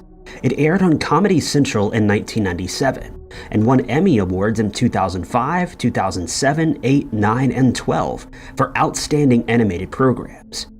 The series is set in a fictional town in Colorado and focuses mostly on 4 boys: Eric, Stanley, Kyle, and Kenneth. The show was initially created to appear low budget with a crude cutout style. It's almost always winter in South Park, with snow covering the ground. The area is also populated with odd characters, such as Jesus, who hosts a talk show. The show often hosts taboo subjects and parodies many public figures or celebrities. The antic-filled series was also unable to evade the theories that its fans have conjured up over time. The first theory concerns South Park's officer Barb Brady. This character is the former Maine police officer who exhibits a poor vocabulary. He's noted to be incredibly incompetent and incapable of solving any of the crimes. Perhaps it's his inability to do his job that led to this odd theory. According to one Reddit user and some agreeing commenters, Officer Barb Brady isn't really a cop at all and never was. The Redditor believes that this character is really just supposed to be the village idiot, and he certainly takes on that persona. The town feels bad for him and allows him to play cop for petty crimes. But where's the supporting evidence for this? There are 4 main points that may support this idea. The first relates to the police badge that Barb Brady wears. It's misshapen, as though it was self-made, and he also runs his whole operation from a very small building. No one in the show ever takes him seriously, or even calls him when there's a real ongoing crime. Instead, the crimes are directed to the Park County Police Station, to a different cop. The officer also has no partners or other cops helping him out. Many times, children and adults have come in or left his prison as they pleased, without him even noticing. The last piece of evidence for this is that whenever there's a crime taking place, he just happens to be around, and all he ever says is, "Move along, nothing to see here." The reason he only ever says this at the scene of the crime is because that's the one thing he was told to say until a real police officer shows up. Another popular theory about this animated comedy relates to South Park's world and how it's being portrayed. While theorists agree that South Park Town is a real place, everything that happens there may not be as it seems. According to Run Reddit user Ninja Tofu 1014, everything that's happening in the show is merely just the boys attempting to explain the world around them, the things they see and what they hear. For children, the world is an odd and mysterious place to be, so it's not unlikely that South Park is just an overactive imagination at play. The Reddit user maintains the fact that South Park is completely realistic, but everything else, such as the fantastical happenings, the out-of-the-ordinary events, and the supernatural, are all combinations of a child's mind. One example directs us to the episode About Last Night. In this episode, we see the 2008 election of Obama. It's here that the boys' parents are seen as overreacting to the election of the president. But the boys don't really have an understanding of politics, or know the difference between the two candidates, so they couldn't understand why their parents would react in this way. The plotline of Obama and McCain being diamond thieves is a way of justifying their parents' reactions. They turn the presidential candidates into something that they perceive as cool, perceiving it in the way of an action-packed movie. Most of the episodes seem to take on a movie plotline, because the children connect with their imaginations in an attempt to understand things that they aren't yet able to comprehend. This theory also explains another mystery of the show, Kenneth. Kenneth often meets his demise doing something odd or fantastical, and then shows up in the next episode perfectly healthy and unharmed. This is because he's merely a figment of the boy's imagination. Kenneth did in fact meet his end, but his friends have a hard time letting him go and honor him by imagining that he's there. When he meets his end again in some of these episodes, it's the realization that he wasn't there in the first place. Severance premiered on Apple TV Plus in February of 2022 as an American science fiction psychological thriller created by Dan Erickson. The series centers around Lemon Industries, the biotech corporation that uses the severance procedure. The procedure allows the industry to separate the non-work memories from the work memories of their employees. One of the employees who's been severed starts to uncover a web of conspiracies from both sides of the division. Mark Scout, the main character, leads a team of office workers whose memories have been divided. During the show, a mysterious colleague appears outside of work, and the journey to discovering the truth begins. Many of the fan theories relating to the show concern the real purpose behind the severance procedure. Initially, we're led to believe that this procedure was the solution to balance out work life and personal life. It's the surgical split between personal consciousness and professional consciousness.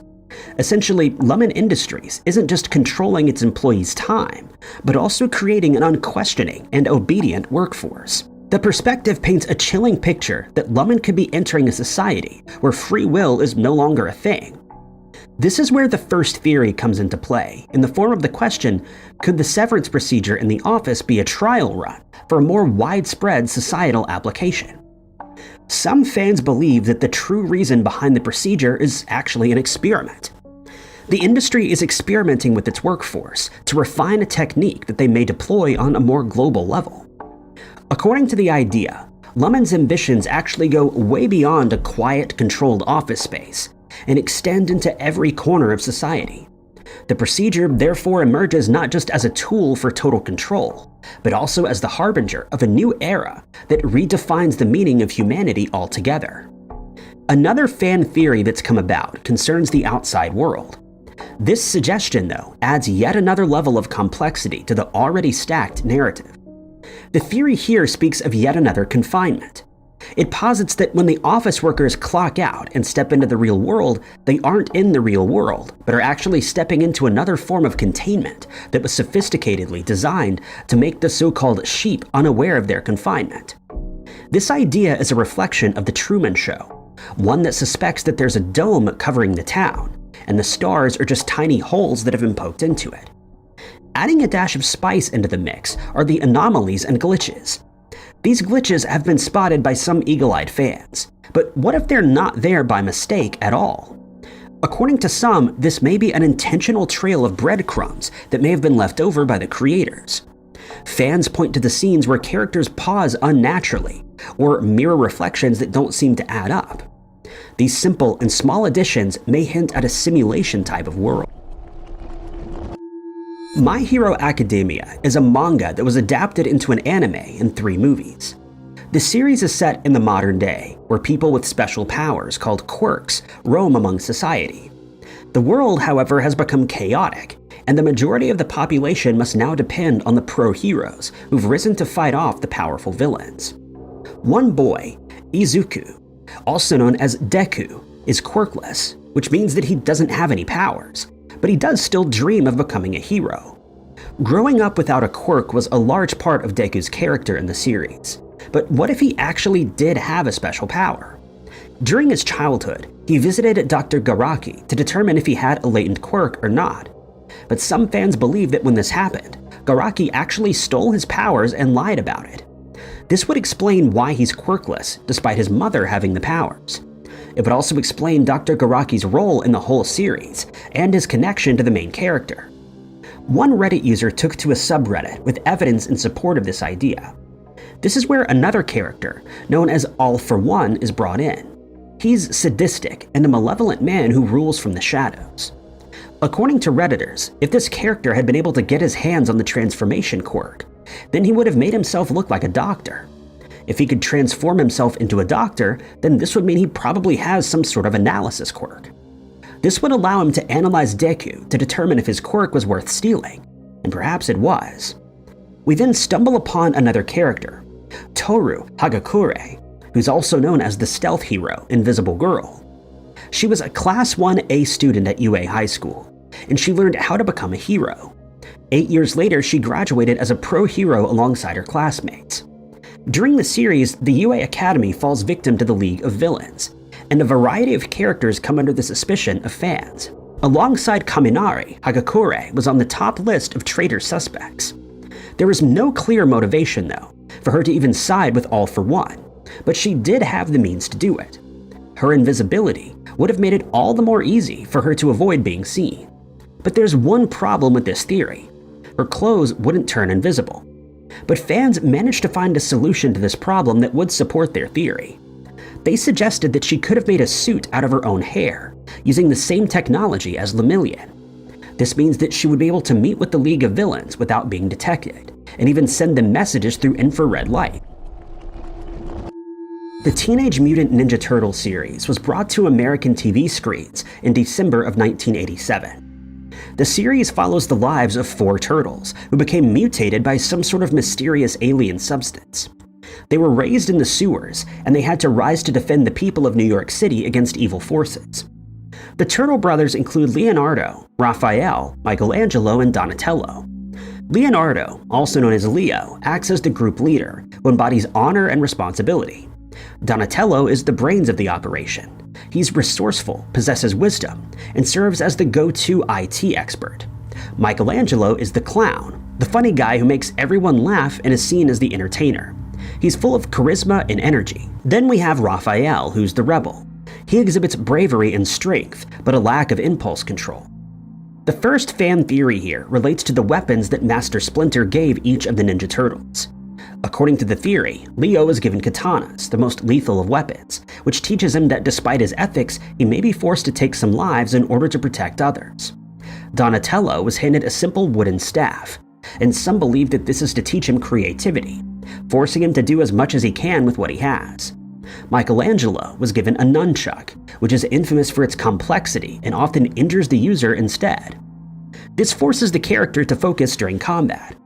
Raphael, the most violent of all the turtles, was presented with sais, a defensive weapon used in peacekeeping. This allows him to learn patience and discipline. A much more intriguing fan theory relating to the bunch is that the Teenage Mutant Ninja Turtles are actually the A-Team of an alternate universe. Theorists suggest that each turtle is a member of the infamous A-Team. Leonardo is Hannibal, the serious leader. Raphael is Barracus, with his hot-headed persona. Donatello is the brains of the operation and clearly Murdoch. And Michelangelo is Face, the ladies' man. We then come to the Seven Sins fan theory, with the colors that each character wears being the giveaway. It begins with the 4 turtles, the first being Michelangelo, who wears an orange mask. He's the representation of gluttony. Evidence for this is that he's constantly eating pizza, and is even known to put some pretty insane toppings on it, including guacamole and jelly beans. Raphael adorns red, making him the embodiment of anger. He's known as the antisocial character of the group, and is always finding a way to channel his rage. Donatello wears purple, making him the representation of pride. He's known to take pride in his vast amount of knowledge. Leonardo, the leader of the turtles, wears blue, making him the sloth sin. Fans point out the times when Leonardo leaves the rest of the team to their own devices. He also regularly feels unworthy of leadership and goes off on his own. Everyone looks up to him, which presents the idea that the regular sabbaticals he takes are just an effort to escape the responsibility. When we meet the other characters, like April, she primarily wears yellow, making her greed. She would do anything to get the best news scoop, including holding her own boss at ransom in an effort to get a news crew. She also places herself in danger to get an exclusive look. Irma takes on the light blue color, making her the representation of lust. She's mostly seen waiting around for some handsome guy and even goes into the sewer chasing one. Shredder is jealousy. Evidence for this can be found in his origin story. He's known to have taken the life of Hamato Yoshi and his lover over a rejection. Unfortunately, though, he never wears green at all during the entire series, but fans maintain their idea that he's one of the 7 sins. Parks and Recreation is the American television sitcom that aired from 2009 to 2015. Just like The Office, the series was styled as a mockumentary, where the episodes are filmed as though by a documentary crew, but are actually entirely scripted. The show follows the antics of a group of government employees in a Midwestern town known as Pawnee, Indiana. Along the way, we meet Leslie Knope, who's enthusiastic about her career as a civil servant. We meet her gruff boss, Ron Swanson, who's an outdoorsman. Supporting characters include the nurse Ann Perkins, the intern April Ludgate, and the lovable musician Andy Dwyer, along with many more characters. The show is filled with humor and is the furthest thing from serious. But despite this, some fans have uncovered some aspects that could be potentially hidden in the show and have gone unnoticed. The first fan theory was presented on Reddit by The Black Duck. They set forth the idea that Leslie Knope is actually very wealthy. This makes sense because she's always spending money on random things, even though she's employed by the government. She spends a fair amount on scrapbooking, waffles, and anniversary gifts.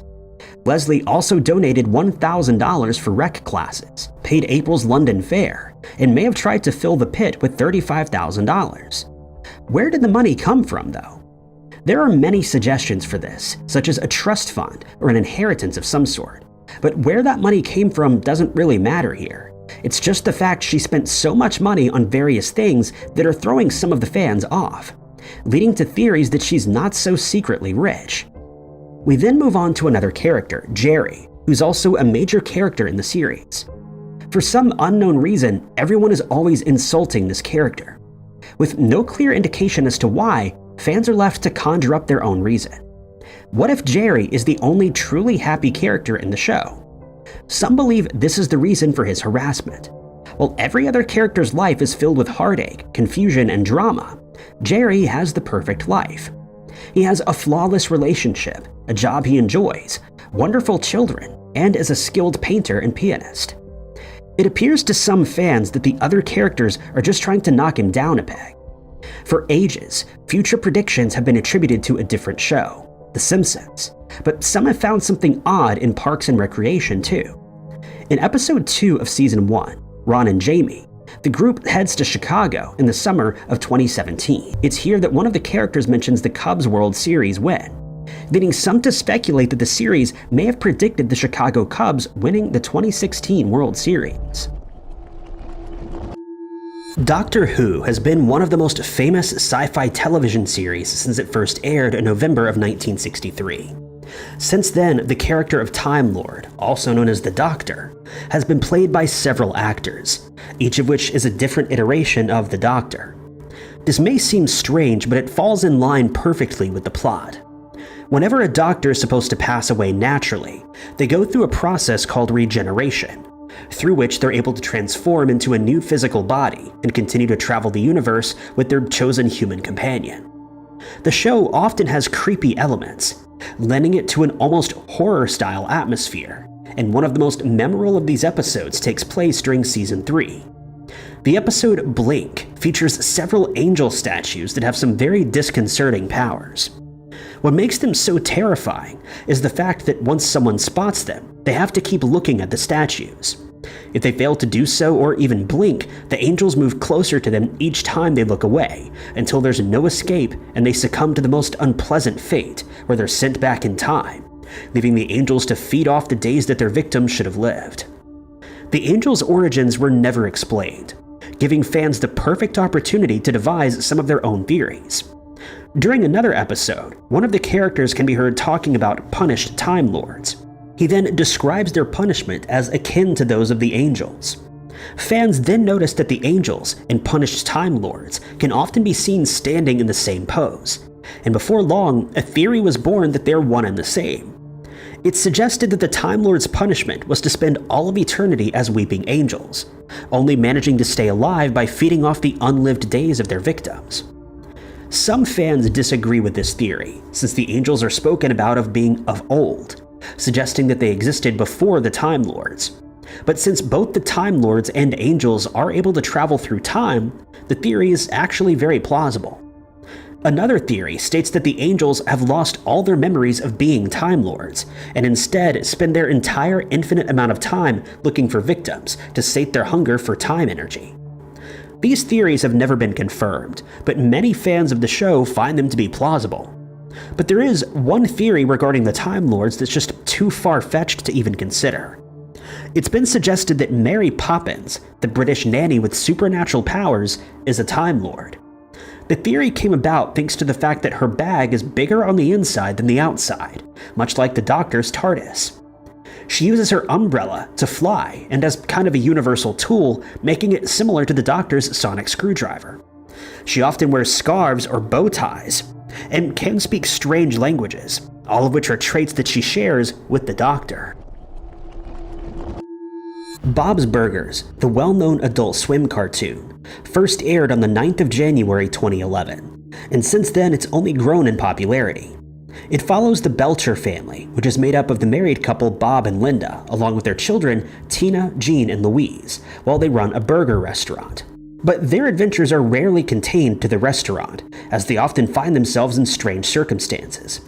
Not many people know that the show was originally meant to be much darker, as the family was at first supposed to be cannibals who made their burgers from other people. This idea was ultimately scrapped and changed into the show that we know today. It's been nominated for several awards, including the People's Choice Award, and has won 2 Primetime Emmy Awards and a Writers Guild of America Award, among others. Some fans of the show, though, have devised a theory in which they claim that Bob is the only surviving member of his family. The theory stems from the show's opening credits, during which the restaurant has its grand opening. But this is quickly curtailed by a fire that breaks out, and we then see a sign that reads Grand Reopening. Another accident follows, resulting in a sign that reads Grand Reopening, and so on. It's been suggested that during each of these unfortunate incidents, one member of the family lost their life, and eventually Bob was the only survivor. Theorists also state that this explains the presence of Mort the Mortician, who's said to visit Bob now and then to see whether he's coping with the loss of his entire family. As soon as the theory gained some traction online, people were quick to add their own 2 cents, and it was suggested that this plot was hinted at during the show's first few episodes. During the first, it's revealed that Hugo Habercor, a health inspector, used to be engaged to Linda, and it soon becomes apparent that he's struggling with jealousy. He then orders the restaurant to be closed after spreading false rumors about the meat being used. In the second episode, Bob ends up trapped in the restaurant's walls, and he slowly goes insane. He's eventually rescued by the fire department, but theorists suggest that the episode shows Bob being tormented by the passing of his family, and that the restaurant's walls represent how he feels trapped by his sadness. As for the remainder of the episodes, the theory states that these only take place in Bob's mind after he goes insane. And this explains why none of the other characters ever get any older, and upon learning of the theory, the show's creator stated that it was an interesting and plausible one, but that this was never the intended plotline. One thing that's certain about the famous 90s sitcom Cheers is that it takes place in the same universe as Frasier, since the latter's protagonist often frequents the bar called Cheers, before moving to Seattle, where he becomes a radio psychiatrist. Both sitcoms are known for their mostly lighthearted storylines, but fans of both shows have come up with a theory that paints one of the characters in Cheers in a much darker light. Woody Boyd, played by Woody Harrelson, was a less than bright character who started working at the bar as a replacement for the original barman, Coach. It was understood that Coach had passed away, but the show never addressed how or when this happened.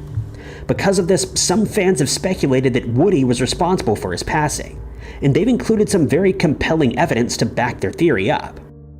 At the beginning of season 4, Woody arrives at the bar and explains that he's just arrived in Boston after traveling there by bus from Hanover in India. He's hired immediately, but no one asks why he left Indiana and why he decided to look for bar work in Boston when Chicago is much closer to his hometown. He then reveals that he and Coach are pen pals and that he came to the bar so that the two could finally meet. When he learns that Coach is no longer alive, he's devastated, but fans find it suspicious that he would show up directly after Coach's passing, and that he then takes over his position. The next piece of evidence comes from season 7, when Woody marries a rich woman named Kelly Gaines. It's been speculated that he did this to ensure that he would have enough money in case he was found out and had to go on the run. In season 11, the staff at the bar try to convince Woody to run for city council, but Woody is dead set against it, almost as if he's purposefully trying to stay out of the spotlight, making him even more suspicious. Then, in season 6 of Frasier, Woody suddenly arrives at Frasier's apartment in Seattle and explains that he ended up there after getting in the wrong plane. It's never explained where he was originally intending to go, and some people think that he was actually fleeing from the law after it was discovered that he had ended Coach's life. The theory was obviously never proven, but some fans think it makes a lot of sense, while others feel that Woody could never hurt a fly, though Woody may have just been acting like a harmless bartender when he was actually responsible for Coach's passing. The Walking Dead has gained a massive following since it first aired in 2010, and it proved to be so popular that it lasted for a full 11 seasons. It follows Sheriff Deputy Rick Grimes, who wakes from a coma to find that the world is a very different place from what he remembers. To his surprise, a full-blown zombie apocalypse has broken out, and he has to do everything in his power to keep those dear to him from being caught by the zombies, also known in the show as walkers. Creating even more suspense is the fact that they not only have to watch out for zombies, but also other humans that have nefarious intentions. They're also trying to survive and hence would have no qualms about stealing their weapons, equipment, or food. The zombies in The Walking Dead don't seem like much of a threat, since they move very slowly and aren't very intelligent. But they make up for these inadequacies in sheer numbers, flocking to any loud noise they hear in hopes of capturing their next meal. The show has its flaws, such as the fact that in many scenes the grass is neatly trimmed when no one has been around that area for a long time. People have also criticized its realism since many of the group get surprised by these slow-moving, noisy walkers on occasion, when it should be quite easy to get away from them merely by running. They should also be able to hear them coming from some distance away since they're always making a strange moaning sound. But a few fans have posited a theory that may explain this, and the show's executive producer, David Alpert, thinks it may actually have some merit. Since the group is always on the run and frequently encounters the walkers, they're often forced to use their firearms without ear protection, with the theory suggesting that it caused them to suffer hearing loss. This allows the walkers to sneak up on them when they least expect it. And furthermore, it could be that they actually attract the zombies. Since they're all hard of hearing, they speak much louder than they realize, and since the walkers are attracted to noise, they end up painting a large bullseye on their own backs. Alpert voiced his opinion on the theory, stating that during one part of the show, the group attacked an area named Sanctuary, and in that scene they ended up firing their weapons as many as 1,000 times, and in the real world, this would result in serious hearing problems if protection wasn't used. Other fan theories regarding the show include suggestions that the zombies will eventually die out thanks to decomposition, and that humans will then become each other's worst enemies as they struggle for power in the new world. Others feel that humanity is doomed no matter what, and that the group's last-ditch efforts to survive are all in vain. They've suggested that Rick will probably be the last human to survive, and that he would ultimately have to face his own demise alone. Then there's the theory that Rick never awoke from his coma, and that the entire show is a dream that he's having. They suggest that the other characters either work in the hospital where Rick is a patient, or that they may also be receiving treatment at the same time. Lastly, some fans feel that Rick may just be a zombie himself. The difference between him and everyone else is that the virus lies dormant in his body. He never turns into a walker, but the virus helps him heal from his injuries, and if he does lose his life, it may reanimate him. How I Met Your Mother is considered by many people to be one of the best sitcoms ever created. The characters are very quirky and funny. The plotline is original, and it's easy to see why it remains as popular as it did for the full 9 seasons of its run. The show's plot follows a narrative told by one of the characters, Ted Mosby, in which he tells his children how he met their mother, as the title suggests.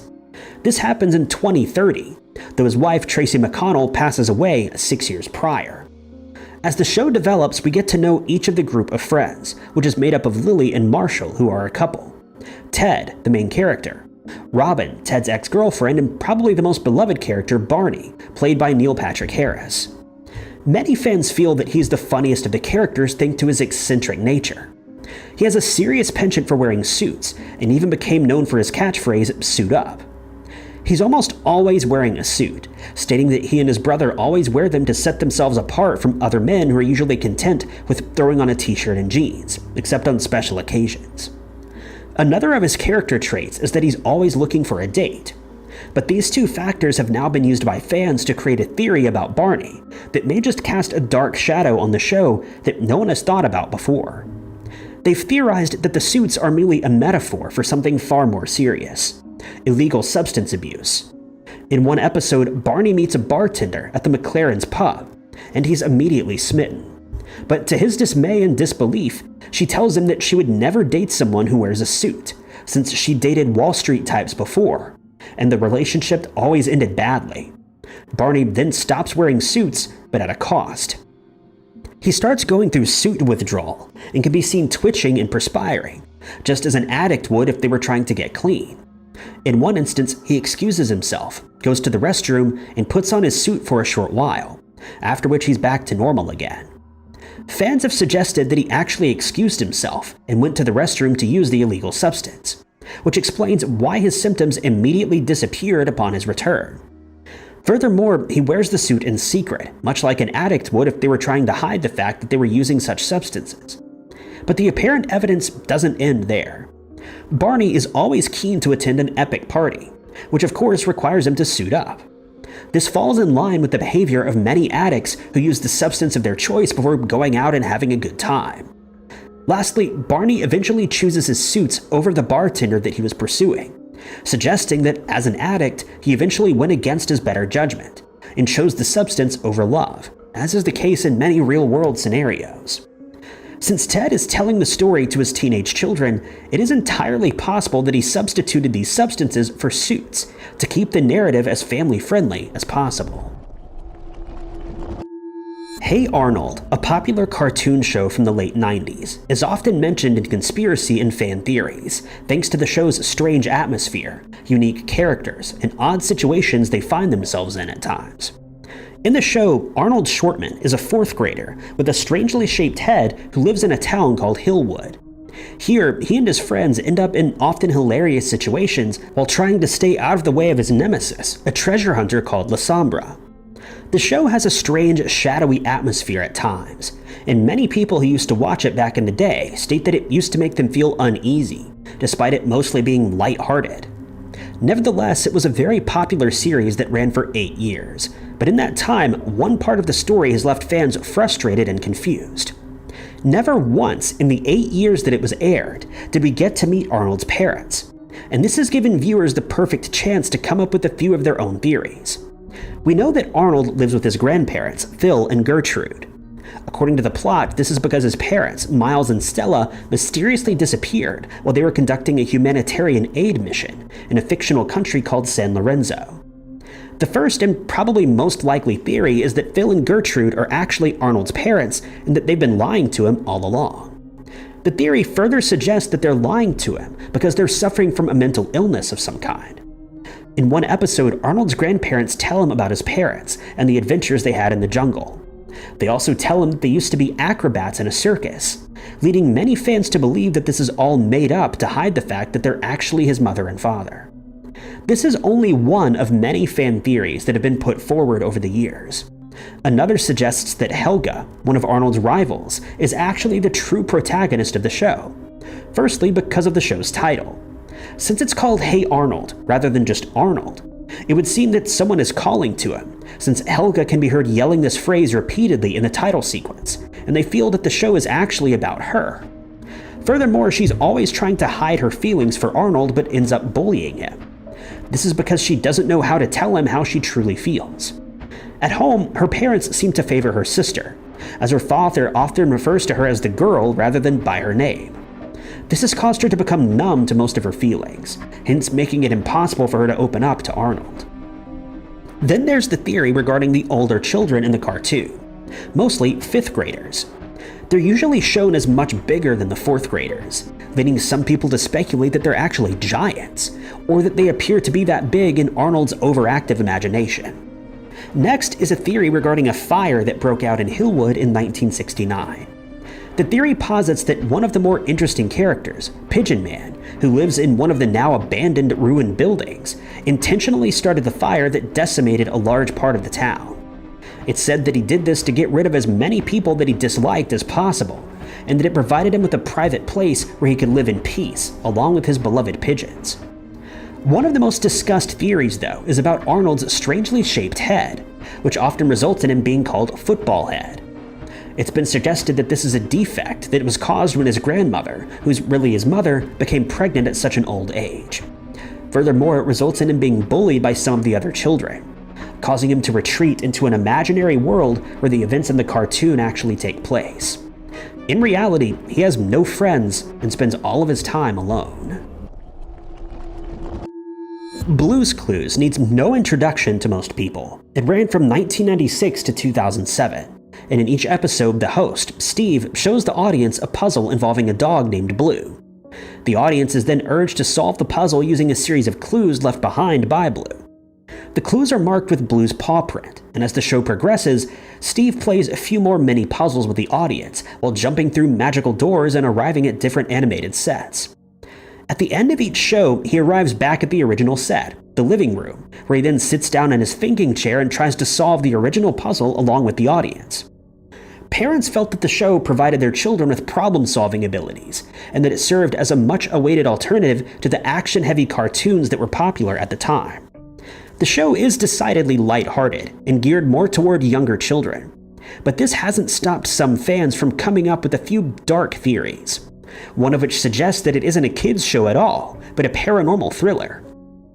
According to the theory, Steve isn't the host of a kids' show at all, but has somehow managed to stumble into a haunted house where he interacts with inanimate objects that are able to speak to him.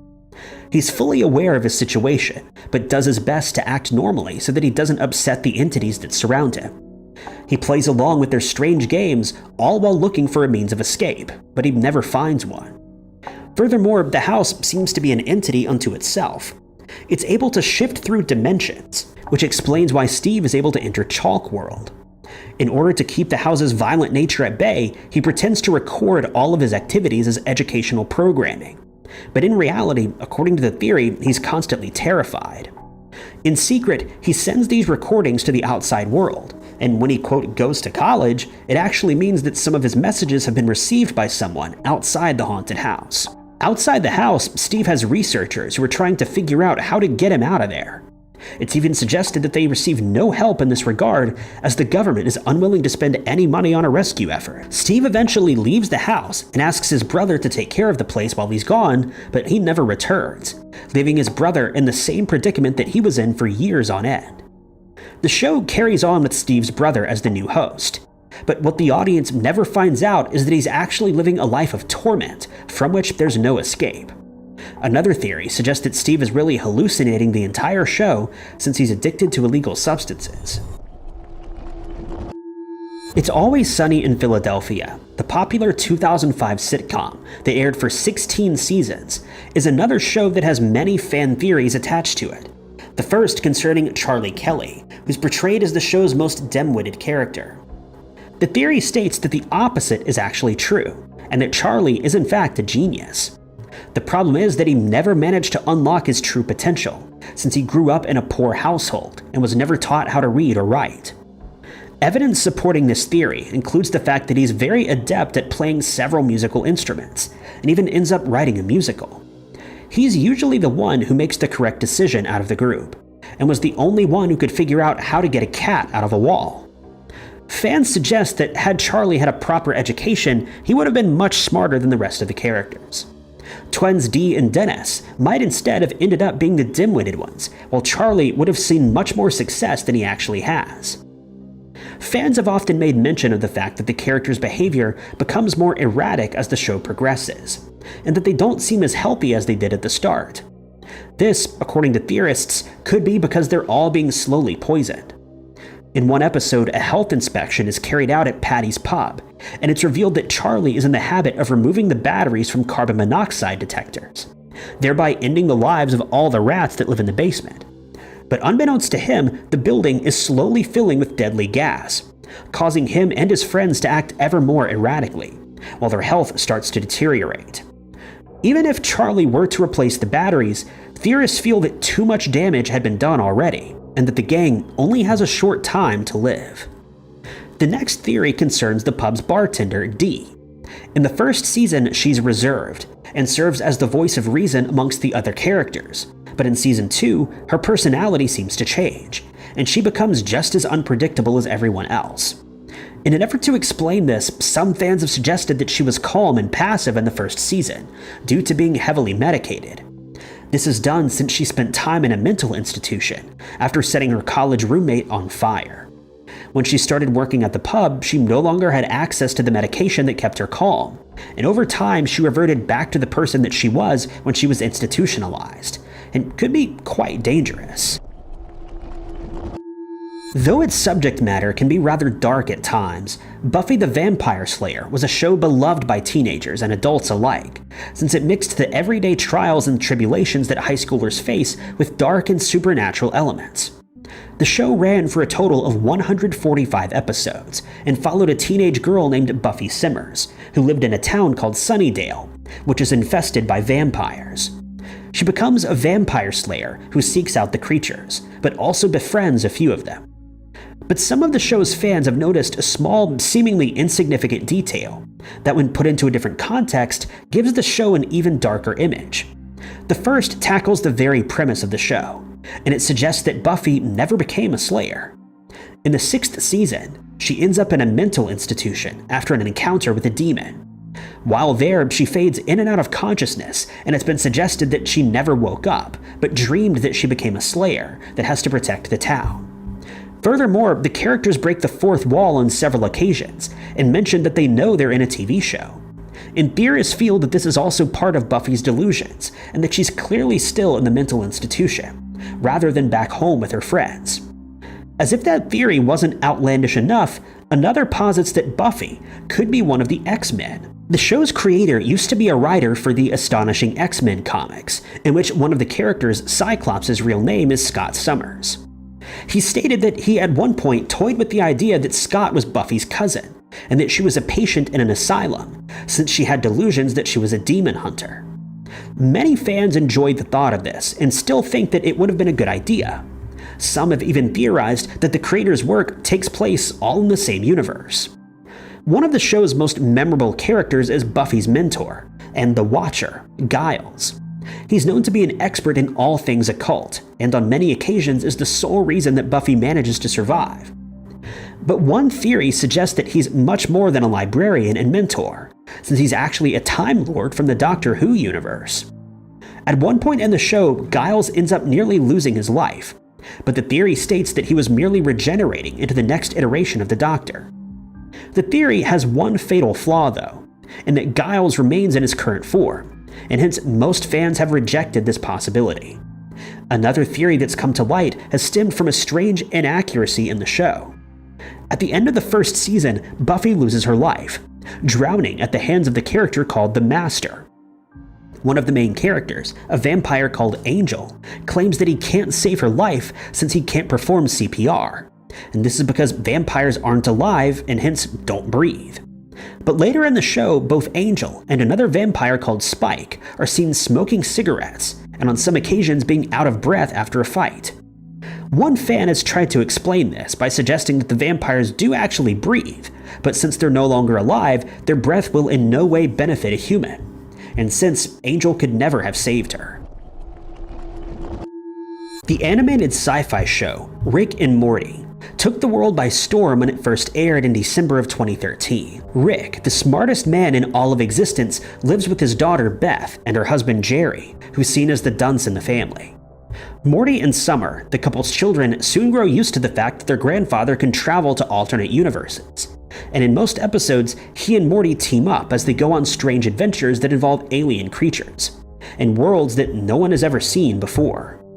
Before joining the family, Rick was absent for 20 years, but some details in the show seem to contradict this. In one episode, a photo hanging on a wall in the character called Bird Person's house shows Rick holding Morty when he was still a baby. But since Morty is only 14 years old, Rick couldn't possibly have been gone for 20 years. In another episode that takes place on the Citadel, a place that's home to an infinite amount of Ricks and Mortys, we learned that Candidate Morty is really an evil Morty from the first season. This has led some fans to speculate that Evil Morty is actually Rick's original Morty, and that the one who accompanies him on his adventures is merely a replacement. According to the theory, the original Morty, known as Morty C-137, was so evil that he tried to end Rick's life, but was unsuccessful. Not wanting to deal with this type of behavior, Rick abandons his original Morty and ends up traveling through time and space with the replacement, who's much more gullible and easier to control. But there is another theory regarding Evil Morty. During the opening credits of each episode, Rick and Morty are seen fleeing from a monster, but Rick manages to open a portal through which he escapes, leaving Morty behind. We see the monster pounce towards Morty, but never learn what happens next, though some fans think that they've figured it out. They feel that this is the exact moment when the original Morty turns evil. He feels that Rick has betrayed him, leaving him in an alternate dimension to face his demise at the hands of the monster, and from that moment on, it's determined to become the leader of the Citadel. This also explains why Rick was missing for such a long time. For 20 years, he had to live with the knowledge that he abandoned his grandson in order to save his own life, and couldn't face the rest of his family. Once he replaces the original Morty with another, he feels that he can finally return home, but remains blissfully unaware that evil Morty survived, and is now hellbent on destroying every Rick in existence. Evil Morty is shown as having some of his body parts replaced with robotic enhancements, and some people think that he did this after he was attacked and injured by the monster in the opening credits. Thanks to the show's nature, hundreds of fan theories have come to light, one of which states that Summer, Morty's sister, is actually the most powerful member of the Sanchez family, as implausible as that may seem.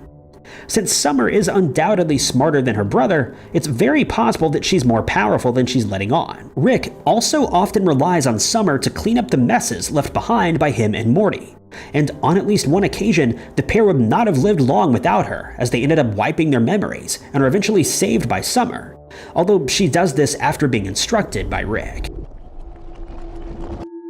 Our first TV show conspiracy begins with the innocent comedic series Mr. Bean.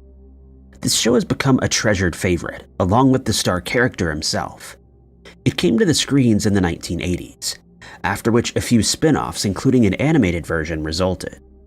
The characters include Mr. Bean, the main character exhibiting some strange, quirky qualities, Julia Wicked, an elderly lady, and the show's main antagonist.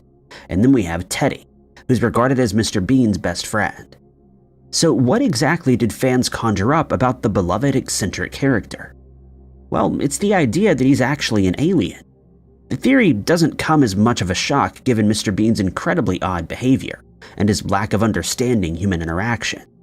There's no denying that he is an incredibly weird individual, but could that weirdness be because he's trying to learn the ways of humanity? This conspiracy is an older and most popular conspiracy about the show that originated before the days of the internet. 11 years ago, it even appeared on the subreddit Fan Theories, when iComrade referred to 4 facts as evidence that he's an extraterrestrial. This evidence begins with the fact that each episode starts with a bright light appearing on the ground. This circular light beam grows larger and larger before Mr. Bean falls into its center. This starting scene appears like a comical take on an alien beaming down from his UFO. In the case of this character, though, it appears that he was kicked out of his spaceship and didn't leave on his own accord. The second fact that can be used as evidence is that the character lives alone, with Teddy, of course.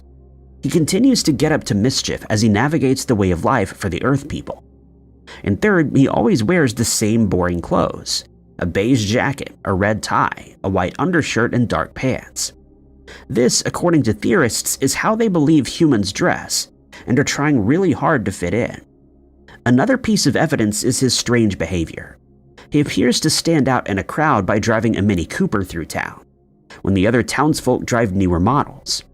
Mr. Bean also believes that his stuffed toy is sentient, and perhaps toys are living creatures on whatever planet he's from. He also fails to understand basic concepts, struggles to connect with other people, fits a barn-style deadbolt on the door of a car, and lacks adult empathy. Aside from the unexplained light beam at the start of each episode, Mr. Bean is also accompanied by a choir, singing "Behold the Man Who Is a Bean." Adding credence to this theory is that Rowan Atkinson, the actor behind the unorthodox character, even said that Mr. Bean has an alien aspect to him. We also never meet this character's family throughout the 5 years worth of episodes. We also have no idea how he pays for his apartment, and his first name is never revealed to us. This conspiracy was also sort of confirmed in the animated spin-off.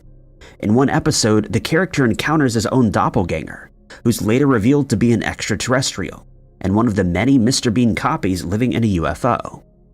Followers of this theory agreed that the character's chaotic life may be consistent with an extraterrestrial who's trying to fit in. This plausible theory certainly makes one wonder if an alien background was Mr. Bean's origin story all along. In 2023, an original adult animated action TV series made its way onto Netflix. Blue Eye Samurai was created by Michael Green and Amber Noisumi. It takes place in the 17th century amid the Edo period in Japan. In the series, we follow the life and revenge-seeking adventure of Mitsu, a mixed-race master of the sword. She's living a life in disguise while seeking out her revenge. Mitsu, a half-Caucasian, half-Japanese individual, knew that there were only 4 Caucasian men in Japan at the time of her birth, and now each of them must meet their demise. One of these men is thought to be her father, who made her a creature of shame. During this period, seeing a non-Japanese face was rare, and Mitsu's bright blue eyes were a clear giveaway. But revenge is not an option for women specifically, hence her disguise that hides her gender and her blue eyes. While the idea of the show is that the main character's father is responsible for her blue eyes, some fans believe otherwise. This conspiracy has surfaced on social media platforms, suggesting that the reason behind the half-Caucasian origins may have stemmed from the character's mother instead. This theory ultimately changes the entire plot of the story though, and some haven't quite latched on to the idea just yet. A Tumblr user, referred to as IC417, initiated this idea. He points to 4 aspects that may make this theory plausible.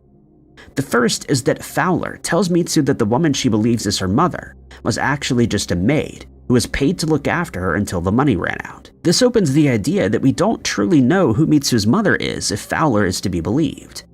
Maybe this aspect isn't that convincing, but then we'll get on to the next fact. When Mitsu was a baby, 2 men made an attempt on her life. One of the men lost his nerve though, and ended up attacking his partner to save the baby. We never see who this man is, but we do hear him refer to her as a devil child. If this man really was Mitsu's father, the likelihood of him being Caucasian falls away, since the Japanese were the ones referring to such races as inhuman, devilish, or demonic. Adding even further support to the theory is the way women were viewed during this period. We know that at the time our main character was born, there were only 4 Caucasian men in Japan. But how many women were there?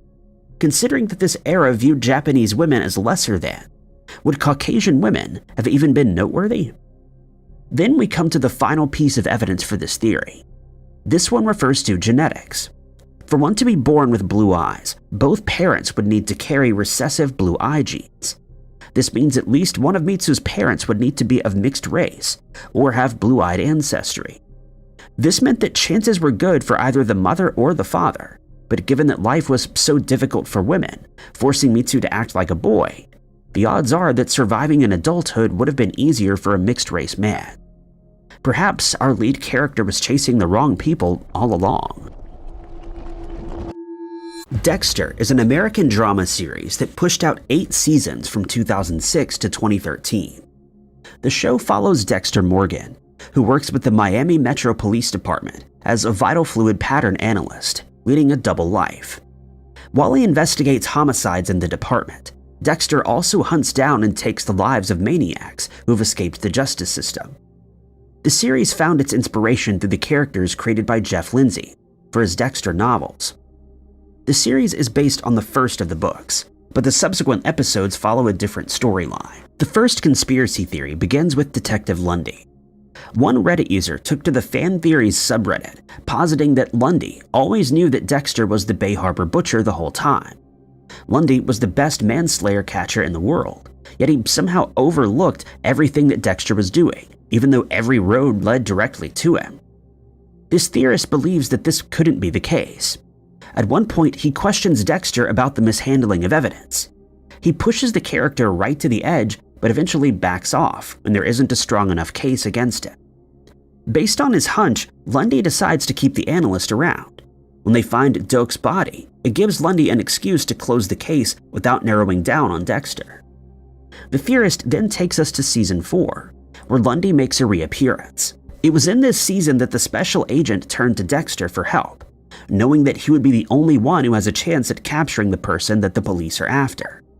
Why else would someone approach a mild-mannered analyst with no law enforcement training? Why would he decide to bring this untrained character to track an elusive and incredibly dangerous individual? Another crazy theory was brought to Reddit by Batman in public. Through thorough research and intense pondering, this fan posited that Peter Quinn from Homeland is Joey Quinn's brother from Dexter. The fan points out that both of these theories are on Showtime, and both characters work for the government to some degree.